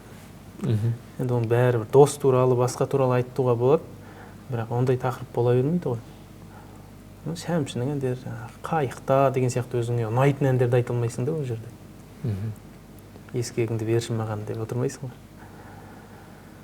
Солай жұпталдық, бардық, көрдік. Бірінші бағдарламада ішім өртенді мен. Мен қазақпын айтқан кезде. Бір қарасаң оңай сияқты болған, бірақ жаңағындай екен тез. Демді алып отыру керек, тез әннің өз қиындығы. Маған баяу әндер көбіне жеңіл екен, мен байқаған. Боз орамал деген әнді айтқан кезде сонда байқадым. Бастап берген бетте манадан бірдеңе күйіп бастады да, анау 8 жол біткенше кіндікке дейін түсті ғой. Жанып, өртеніп, білмеймін, ондай бұрын соңды басымнан кешіп көрмеппін. Сосын Қуандық келіп қосылып, жаңа екеуміз куплет қайырмасын айтқан кезде барып қойды. Сосын екінші турда Молдабайды айтқанда анау айғайлайтын жерін ең ұзақ жерін маған беріп қойған. Сол енді сенен күтеді ғой, бәрі сенікі ерекше болады деп Қуандық айтып жүр ғой енді. Мен даусым жетіп тұр. Бірақ енді уайым, деп бастап берген бетте ана түскенше ғой. Сол кезде мына жерім күйіп бастады да, уже түстім-ау деген кезде кетіп қалды. Одан кейін болған жоқ. Одан кейін боз орамал, жаңағы до ре ми деген сияқты әндер жеңілге түсті. Жеңілдеу болды. Қандай ән ерекше ұнады? Қуандық екеуін орындаған әндердің ішінде. Өзіне. Ұнаған әндер жаңа боз орамал ұнады. Мен бұрын Жанна Абу, жаңағы кімнің продюсері Қуандықтың, сол кісі соны айтып жүрді. Боз орамалды көресіңдер ма деп. Мен айтам, мен естімеген ондай ән деп. Жоға естісең білесің. Таныс ән деп бұл кісі қайта-қайта айтты да. Әй, білмеймін-ау осы деп. Мен біраз адамнан сұрадым, білмейді екен боз орамал деген. Сөйтіп тыңдасам, мен оның қайырмасын кәдімгі аңылдап, жай кезде айтып жүретін ән екен. Бірақ оның боз орамал екен білмеймін, жаңағы куплетін де білмейді екен. Алаулы таңдарым едің деген бір жерден естіген болу керекпін. Сосын солдан керемет ұнап қалды өзіме. Оны жақсы ғой деп. Сол ұнады. Жаңағы анау сен үшін деген ән, жігіттер тобының махаббат әндерінде айтқан. қуандыққа да ұнайды екен. Баяғыда бір бала кезімде жасқанатта ма сол кезде айтқам дейді өзі. Мен де жаңа жақсы көріп айттым ғой, жаңа аварияға түсетін кезде соңғы рет тыңдаған әнімді. Сол кездер ол кезде енді кассета не жоқ, диск деген жоқ, телефонда жоқ, радиодан бір жерден естіп қалсаң соған о деп елеңдеп мәз болып қалатын кез ғой. Сол ән ерекше өзіме ұнайды. Сол әнді айтқанда ұнады. Сүйікті етші деген ән Мейрамбек ағаларымыздың, Қанат Үмбетов екеуінің.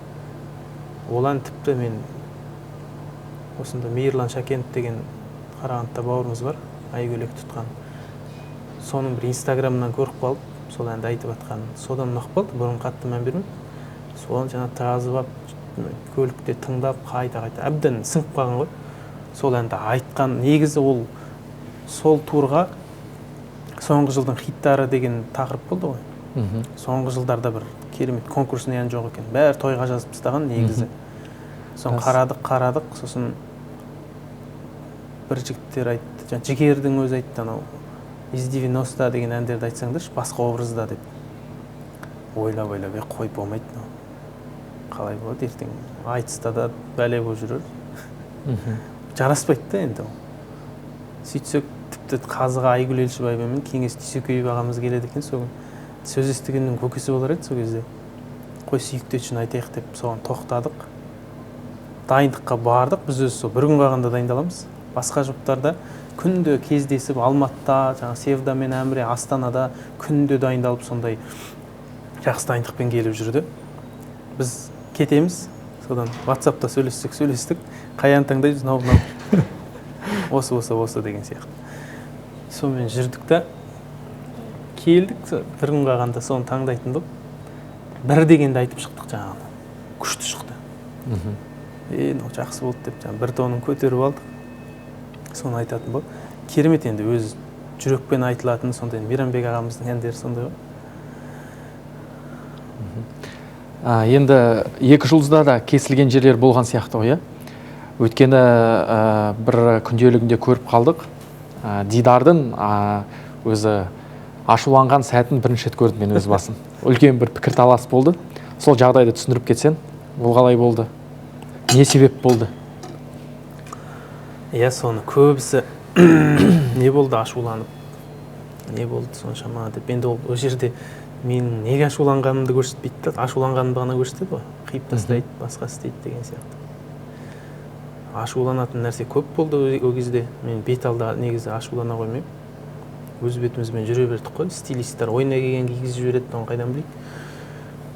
Шығамыз да қазыдан сөз естейміз. Аналар вроде бірдеңе білетін шығар деп киіп шығасың ғой енді. Сеніп. Шымшық сойса да қасапшы сойсын деп сөйтсем, жоқ. Не бәле мына киіп алғандарың, не деп. Киімнен көп сөз естідік негізі. Бірақ үндемей келдік сол уақытқа дейін. Сосын халықтар достастығы деген тақырып болды. Солай берілді, о бастан солай шықты тақырыбы. Өзбек, қырғыз, орыстың әні, Азербайжан деген сияқты әндер, Грузия, Украина, сол тақырыптар таңдалады деді. Содан біз Азербайжанша ән айтатын болып шешіп қойғанбыз. Жаңа бәрін жіберіп, ертерек. Сөйтіп отқанда бір турды түсіріп атқан кезде, Кремерныйда Алтынбек Рахметов деген ағамыз келді. Сендер неге тойнамайын айтпайсыңдар? Ешкім таңдамады. Нағыз осы тақырыпқа кеп тұрған ән сол ғой деді. Болғанда енді Қуандық біледі екен, алдында біреу айтқан деді оны, Нұржан Керменбаев па. Айтсақ айтайық деді. Жақсы сондай бір ән деп. Жарайды, айтсақ айтайық. Сонымен соны айтатын болдық. Өздері таңдап беріп тұр ғой енді бұл жерде.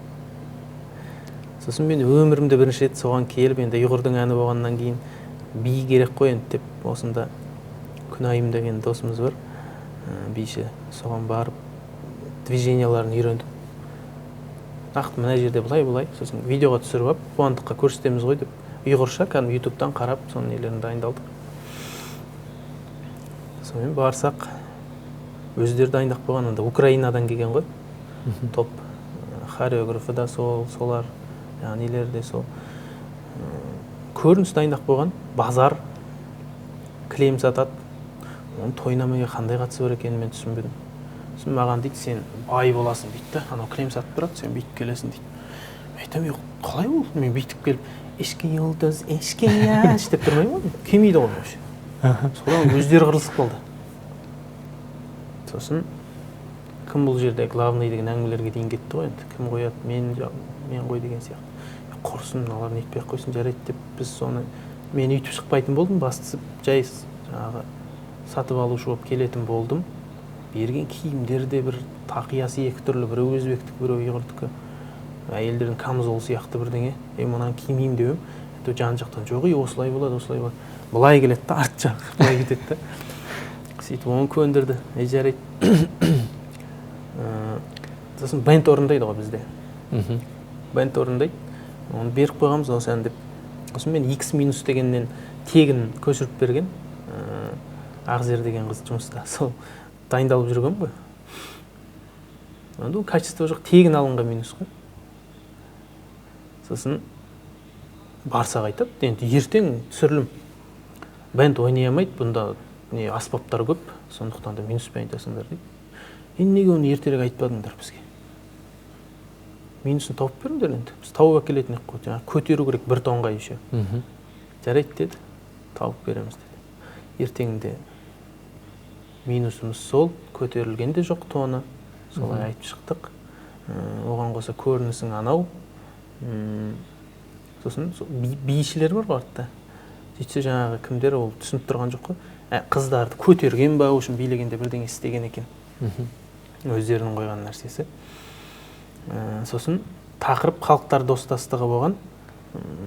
Жігер мен Мереке индийский ән таңдаған екен. Сөйтіп айтқан кезде бұлар жоқ болмайды демеген, қабылдап жібергенде съемка болатын күні барып бірақ білген ғой, жаңағы жатпайтын индийский. Енді жігерлердің кінәсі жоқ, бұлар өздері айтып қойды, олар дайындалып қойды. Не істейді? Тақырыпты өзгертіп жібереді ғой. Әлем халықтарының хиттары деп.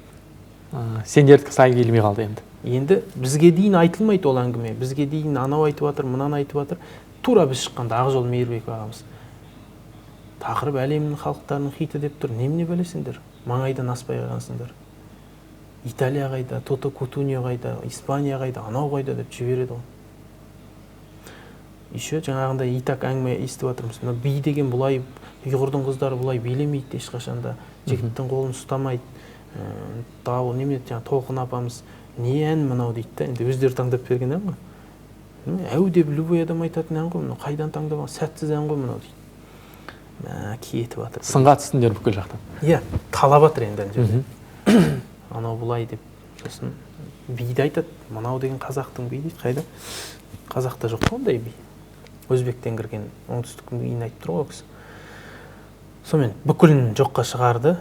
Енді қалған жаңағы оның өзін сүйдеді. Халықтар достастығын андай неге бүйтіп айтпадыңдар, әлем халықты. Сосын Ғалымжан деген жігіт жүргізеді онда. Мен жюримен салғыласып тұрмайын ғой. Ғалымжанға айттым, айтсайшы деп. Тақырып осындай еді ғой. Мен бірінші рет естіп тұрмын сол кезде, әлем халықтары екен сахнада. Ғалымжан айтты, кәс айтамын деп. Өзімді айтайын деп тұрмын деді. Сосын тұрды да, Ақжол аға негізінде тақырып халық деді, тоқтап қалды. Құлақтарындағы ушка несі бар, наушник. Жоғарыдан сыбыс келді. Тоқтап қалды. Мен қарадым бүйтіп. Олай болса деп әрі қарай сөйлеп кетті. Мен болды ғой сол кезде. Қан басым ашапты. Айта салсайшы, эфирден қиып тастайды ғой. Бізді лақтыра салмау керек қой ондай кезде. Өздерінің қателігін жабу үшін бізді лақтырып жіберуге болмайды ғой. Содан кеттім мен. Уже өзіме контроль жасай алмай қалдым. Бір емес, 5 нәрсе естіп тұрмыз ғой. Бәрі де бізден емес жаңағы. Биін істеген солар, көрінісі анау, минус төмен болып кетіп тұр, тақырыпты өзгертіп жіберген солар, әнді таңдап берген солар. Содан біраз қырып жіберді енді анда. Неге де түсіп қалыпты енді біраз. Соны ел түсінбей жатыр да, ол жерлерін көрсетпеген ғой. Не болды сен соншама ашуланып, бүйтіп дейді. Ондай нақақтан сондай дүние көріп тұрсам мен көтере алмаймын оны. Басқасына жарайды. Өзім енді анау корейский ән айтқан кезде шынымен де бізге біреулер енді сондай ұсыныс айтты ғой. Басқа қырларынан көрінсеңдер, біріне айта берсін. Әйтпесе бір қазақтың киносының несін алып алып айтуға болатын еді бізге де. Сөйтсек бәрі дауыс көрсететін әндер алып алған. жаңағы анау тілдің қиындығы деген ескерілген жоқ ол кезде. Бірақ келесі турда біз япырайды айтып ек, бұлар қазақша айтып тұр ғой дейді қайтадан. Басқалар енді тіл жағынан не ғой дейді, білмеймін енді. Бізге келгенде неге солай болып қала берген. Ол кезде бірақ біз төмен балы алдық, ешқандай бір неміз болған жоқ. Себебі өзіміз таңдадық, өзімізден болды, өзімізге қатысты сын айтылғаннан кейін оны көтердік те. Шынымен жақсы қоштасып, халықпен кетіп баратқан жерден жаңағы апалар алып қалды, жылап. Ал орынсыз нәрсеге енді мен шыдай алмайды екенмін енді шынында. Жақсы, енді осы жағдайдың көзін аштық, Дидар өзі толық түсіндірді, көрермен түсінетін болар. 16 жұп қатысқан 3 айға созылған доданы ұтып алдыңдар. Енді келешекте Қуандық екеуінен қандай жаңалық күтуге болады? Қуандық бір сұхбатында Дидар екеуіміз міндетті түрде дуэтпен ән жазамыз деп айтып қалды. Ол әңгіме айтылды, біраз айтып жүрді. Әлі енді қайттан шығармашылыққа кішкене пауза болып қалады осы жаңа жылдан кейін. Сондай ойлар бар негізінде. Басында да осы желтоқсанда сол жоба жүріп жатқан кезде жылдың соңындағы концерттерге де негізі ұсыныстар болған. Оған бір жағдай болып, жаңағы Қуандықтың ағасы қайтып сонымен келе алмай, анау жаңа жылдық түсірілімге де негізі Қуандық екеуміз шығу керек болғанбыз. Оған да бара алған жоқ, сол жағдайға байланысты. Енді сол біраз уақыт өту керек болды. Енді Алла қаласа, негізі ойда бар. Төреғали айтпақшы, енді Дидар эстрадаға келетін болды ма сонымен? Енді жайлап көрейік деп отырмыз. Төреғали сол съемкаға бардық та шыққаннан кейін әнді айтып болып атсам келіп тұр. Брат, саған срочно келу керек деп. Соны кешке алып кетті да, түнімен уағыздады ғой енді. Онда тұрған не бар? Өзі шыны керек, айтыстың несі ауырды. Уайымы көп. Мен кезінде Қазбек бидің айтысы болды осында. Сара Тоқтамысовамен айтысатын болып, енді ол өз жеріңде, жаңа Сара деген танымал ақын, дайындығымда дұрыс емес. Бізді Тасбұлаққа барып қондық, Егіндібұлақта болатын асқа барып ас жақта арнап айту керек болдық та. Енді жүк ауырлайды ғой өз жеріңдегі айтыста. Ел басқаша қарайды, елдің намысын қорғайды деп, басқа деп неше түрлі пікірлер жазылады, саған сеніп отырмыз деген сияқты оның бір адамға әсер етеді. Өзі дайындығым шала, ан жаққа барып ағам. Содан Қазыбек Әдікеев деген ағамыз, Тарлан тобының әншісі. Сол кісі келіп екеуміз бір бөлмеге түстік. Ол кісіден көптен көрмеген ән жазып келген жаңағы тойға. Мынандай ән жазып келді, мені тыңдашы дейді. Ол кісі деген енді ойлап тұрған жоқ. Мен дайындығым жоқ, мен дайындаламын деп ойлағам ғой түнімен. Түнгі 10-да бастағаннан таңғы 5-ке шейін әңгіме айтты. Қойшы дедім, құрсын, дайындық, әңгіме айтайық. Көптен көрмеген, ана айт, мына айт. Сол кезде ойладым, әнші болған күшті екен ғой деп. Жеңілдеу дедім ба? Ат дүше әңгіме айтып отыра береді екенсің ғой деп ойлап. Сол кезде бір ойлағам негізі. Енді барады ертеңінде жаңағы плюспен немен аста далада енді жан дауыспен айтпайсың ғой. Сонда қатты бір не байқалып тұрған жоқ та, ол кісі дым ойымдап отқан жоқ. Мен деген ойым бәрі жаңағы айтыста жеп барады. Не істеймін, ертең қалай болады?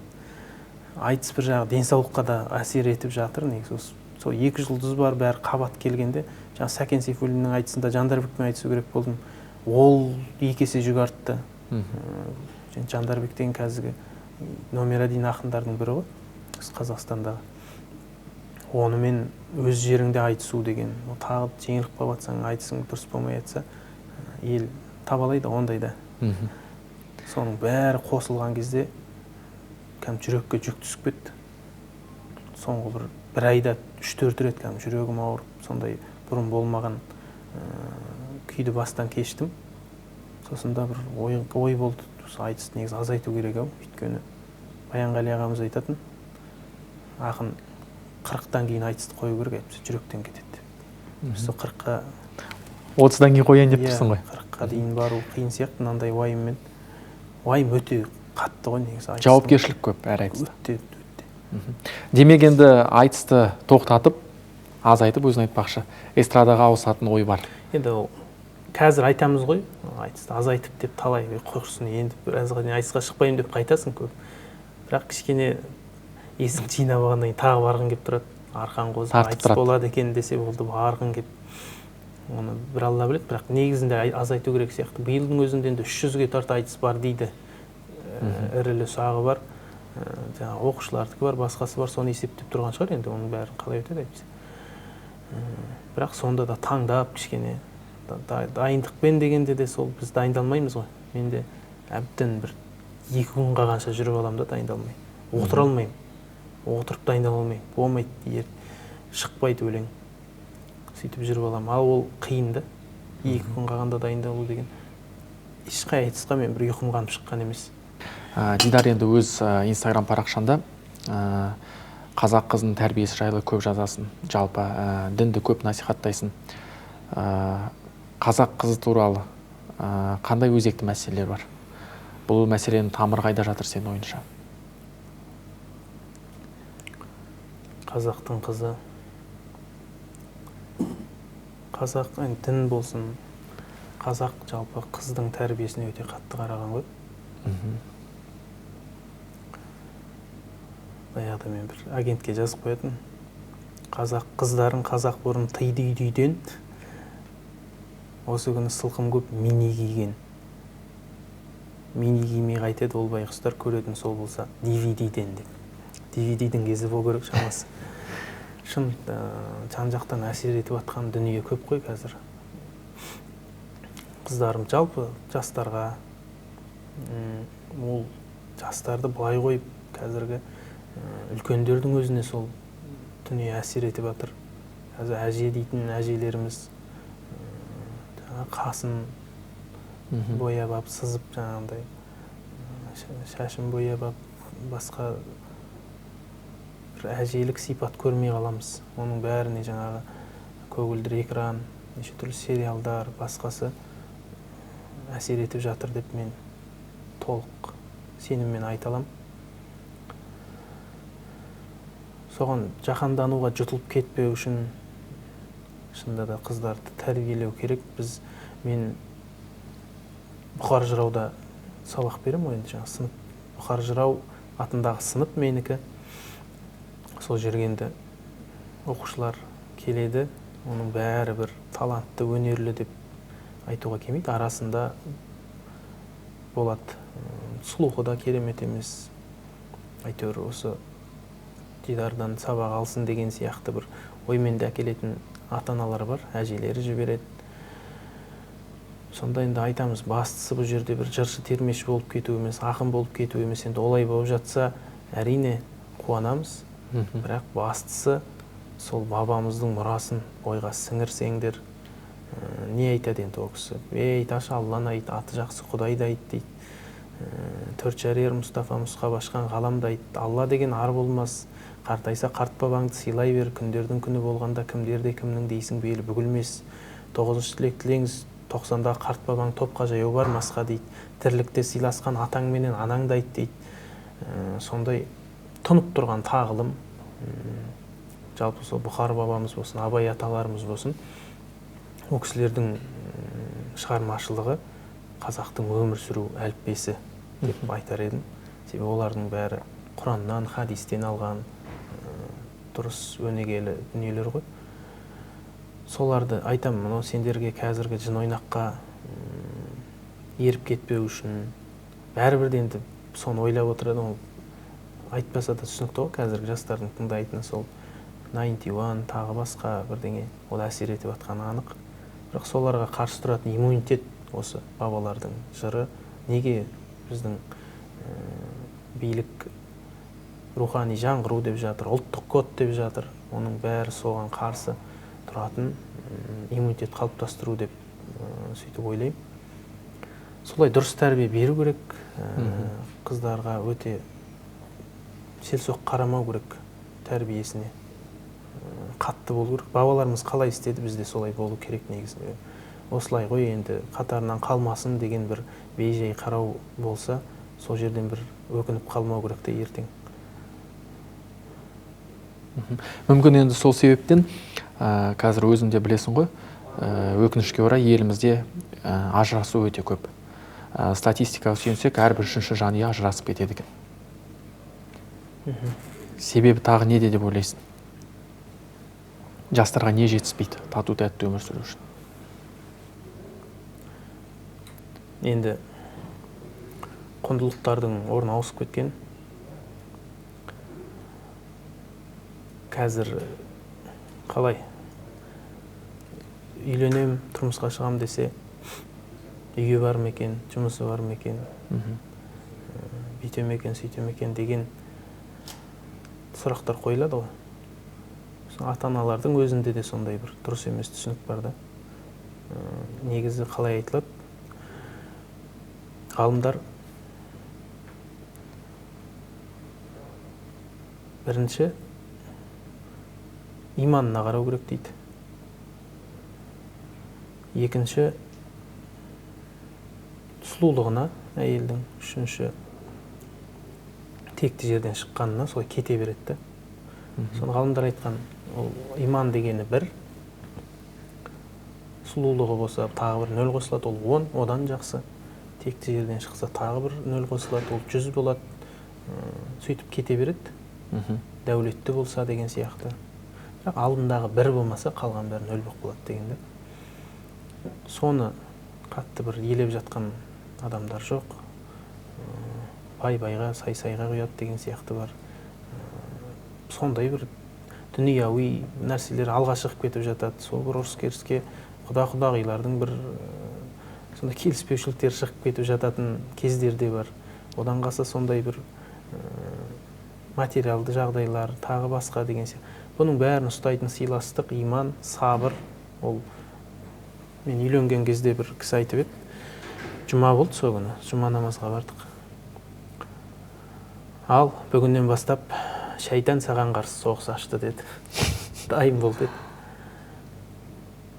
Соған еше түрлі ең үлкен Әзәзілдің мақтаулы ісі ол екі адамды ажырастыру екенді. Ажырасу болса қанша күнәға жол ашылады екен.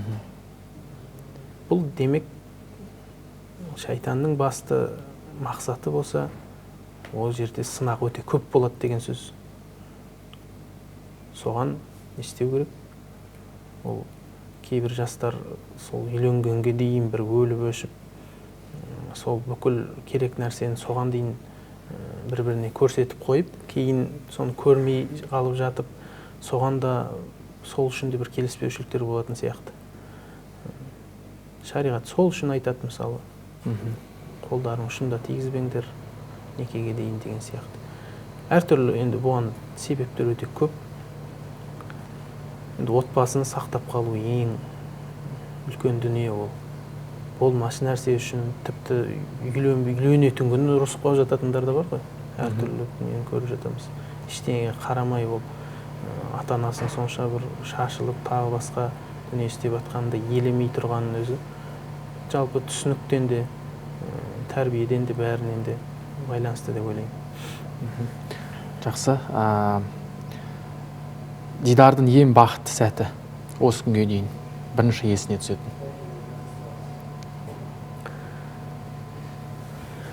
Ең бақытты сәтім балалық кездегі есімде қалғаны.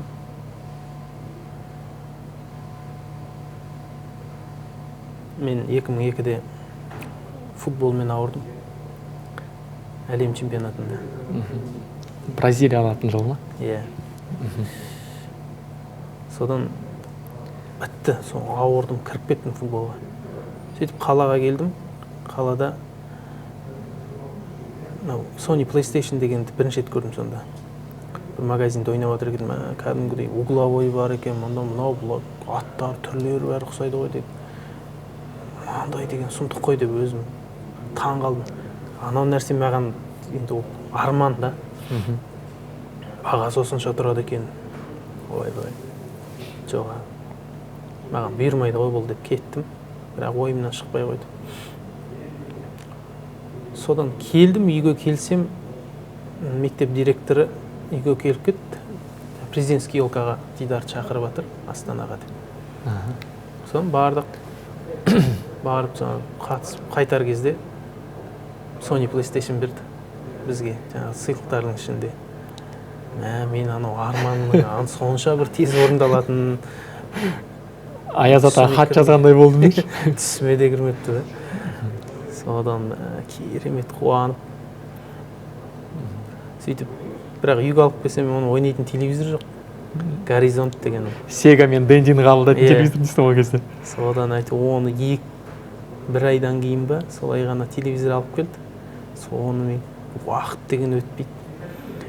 Сондай бір ерекше қуанған, енді арманның тез орындалғанын сол кезде байқаған. Содан бері енді Дидар PlayStation ойнаудың шебері. Бүкіл ақындарды жиынып алады, қай қалаға бармаса. Рас емес пе? Енді мен одан кейін өзіме алған жоқпын. Өзімде PlayStation жоқ. Өйткені уақытты алатынын мен білем. Кейде бір барып, өзіміз кейде айтыстан кейін стресс басу дейді ғой. Сонымен шығарамыз. Аяқпен болса аяқпен, енді оған формамыз болып жатса сол қалада, болмаса жаңағыдай кетіп қалып, сөйтіп бойдағы бүкіл негативті шығарып деген сияқты. Өкпе ренішті ұмытып. Қазір Дидар нені армандайды? Армандағанда жалпы Дидар үшін бақыт деген не? Бақыт деген отбасыңның амандығы. Мен үшін отбасыммен жаңағы анам бәріміз бір жиналып бірге отырып, мен сондай кезде тұрғым келмейді да орнымнан. Шай ішіп отырсақ та, басқа өзім бала кезімнен сондай айтамын. Үйдегілер тамақ жей берсе екен деп ойлайтын. Неге отырып әңгіме тыңдап, жаңағы атамның, әкем аңға шыққанын айтады, тағы басқаны айтады. Жақсы дүниелер айтады. Сол нәрсе қалып қойған. Қазір ауылға семьямды алып, ауылға барғым келіп тұрады, қолым босса. Соны жаңағы дастархан басында отырып, анамнан айтып еске алып, сол кезде мен керемет өзім бақытты сезінемін. Балаларыммен барып, содан үлкен бақыт жоқ шығар деп ойлаймын өзіме. Солар аман болса, енді анам өзі қалаға келгісі келмейді. Сондықтан өзім жиі баруға тырысамын да. Жазда енді барынша, бізде шапқылап тойда жүреміз ғой. Бірақ қолым босса, сол ауылға барғым келіп тұрады. Сыртта жүрсем де жаңағы отбасымды сағынып, кейде жартайлап кетеміз.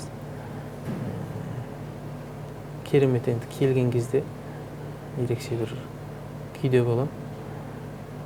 Үлкен бақыт сол. Енді арман, мұсылман адамның арманы ол жәннатқа бару дейді ғой. Соған лайық амал жасасақ деп ойлаймын. Өткенде ойлап отырмын да, қазіргі адам енді қанша 100 деген әйтеуір айтамыз, бірақ 60-70 сондай жасайды ғой. Пайғамбар саллаллаху айтқан дейді, менің үмметімнің жасы 60 пен 70-дің ортасында болады деп. Ойлап отырсам, соның жартысын өтіп кетіппіз да. Қорқыныш нәрсе былай қарасаң. Сол қалған ғұмырда отбасымыз аман болып, анамыз аман болып, туған туысқандарымыз аман болып, бала шағамыздың қызығын көріп, солай өтетін болсақ, содан асқан бақыт жоқ осы дүниеде. Басқалар әйтеуір келіп кететін қызық болып көрінгенмен, жақсы. Енді сұхбатымыздың соңғы сұрағы болсын. Өмірлік ұстанымың қандай? Өмірлік ұстаным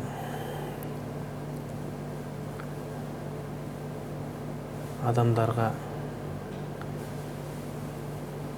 біреуді қуантсам, қажетіне жарасам деп ойлаймын өзім. Дұрыс жүру, біреудің ала жібін аттамау, адал жүру, ырзығыңды адал табу. Негізгі мақсатым, ойым сол. Бірақ біз енді көп нәрсе айтамыз ғой осылай. Ұстанымың қандай дегенде күшті бір әсерлі сөздер айтып, ой, бүйту, сөйту деген сияқты. Соның бәрін ойланып айту керек ау деп ойланып қалдым да. Неге? Себебі біз де бала болдық, біраз адамды сыртынан армандап, жаңағы идеал ғой деп сөйтіп ойладық. Бірақ жақындап келгенде ол адамның да пенде екенін көресің. Жаңағы айтқандары ол басқаша болып шығып жатады. Естіп те жатамыз. Солай біреу де біз туралы айтады ғой деп сөйтіп ойлаймыз да. Енді ол немен айтып қоюымыз мүмкін, бірақ өмірде соны жүзеге асыра алмай қалуымыз мүмкін. Ұлан газетіне сондай бір айдар шығыпты осыдан 2-3 жыл бұрын ба, кім сенің үлгі тұтатын адамың деген. Сонда бір Арал қаласының бір қызы мектеп оқитын мені жазған екен. Ойбай, танымай қалдым өзімді ана жерде. Пайғамбарлық деңгейге көтеріп жіберген сияқты. Егер адамның бәрі Дидар аға сияқты болса, әлемде әділдік орнайтын еді деген сияқты әңгімеге дейін кетіп қойған. Бүкіліне шешілер еді, бүйтер еді, сөйтер еді деп. Әрине біз туралы сөйтіп ойлайды, жаңағы дінді басқаны айтып жүргеннен кейін өзімізге өте бір сақ болып жүру керек. Жаңағы ұстанымның өзіне де айтып қана қоймай, берік болу керек. Сай болу керек. Сол жағынан айтатын кезде мен қатты қазір ойлайтын болып жүрмін. Біреуге бірден айтпас бұрын өзің соған сай бола аласың ба деген сияқты. Сондықтан жаңағы өз шамам келетін дүниелерді ғана айтам қазір барынша. Жалпы сұрақтар бар ма өзің жауап таба алмай жүрген? Сұрақтар ма? Қандай сұрағына жауап таба алмай жүрсің? Осы сұраққа жауап табамай отыр. Қысқасы сол дейсің. Жақсы, онда ардақты ағайын, құрметті көрермендер, осы сәтте сұхбатымызды аяқтайық. Өзі уақытқа қарасам 2 сағатқа созылыпты сұхбатымыз. Ең ұзақ сұхбат болайын деп тұр. Дидар, көп рахмет саған. Уақыты жоқ заманда уақыт тауып бүгін сұхбатқа келіп, алар асуларын, шығарышындарын көп болсын. Жерлес болған соң әрқашан сен үшін жанкүйер боламыз, жанымыз ашиды. Сәттілік тілейміз. Көп рахмет. Рахмет. Құрметті көрермендер, арнамызға тіркеліңіздер. Мақтасаңыздар да, даттасаңыздар да, ерік өздеріңізде, пікір қалдырыңыздар. Көп рахмет. Дидар, 1-2 ауыз сөзін көрермендерімізге. Көрермендерге үлкен рахмет. Біз үшін тақым қысып, жанкүйер болып жүретін, жақсы пікірін, лебізін айтып жүретін сіздерге алғысымыз зор. Сіздер болмасаңыздар, біздің өнеріміз ешқашан бағаланбайды. Алғысымыз зор. Жаман пікір жазбаңыздар десең. Аман сау болыңыздар. Келесі сұхбатта жолыққанша.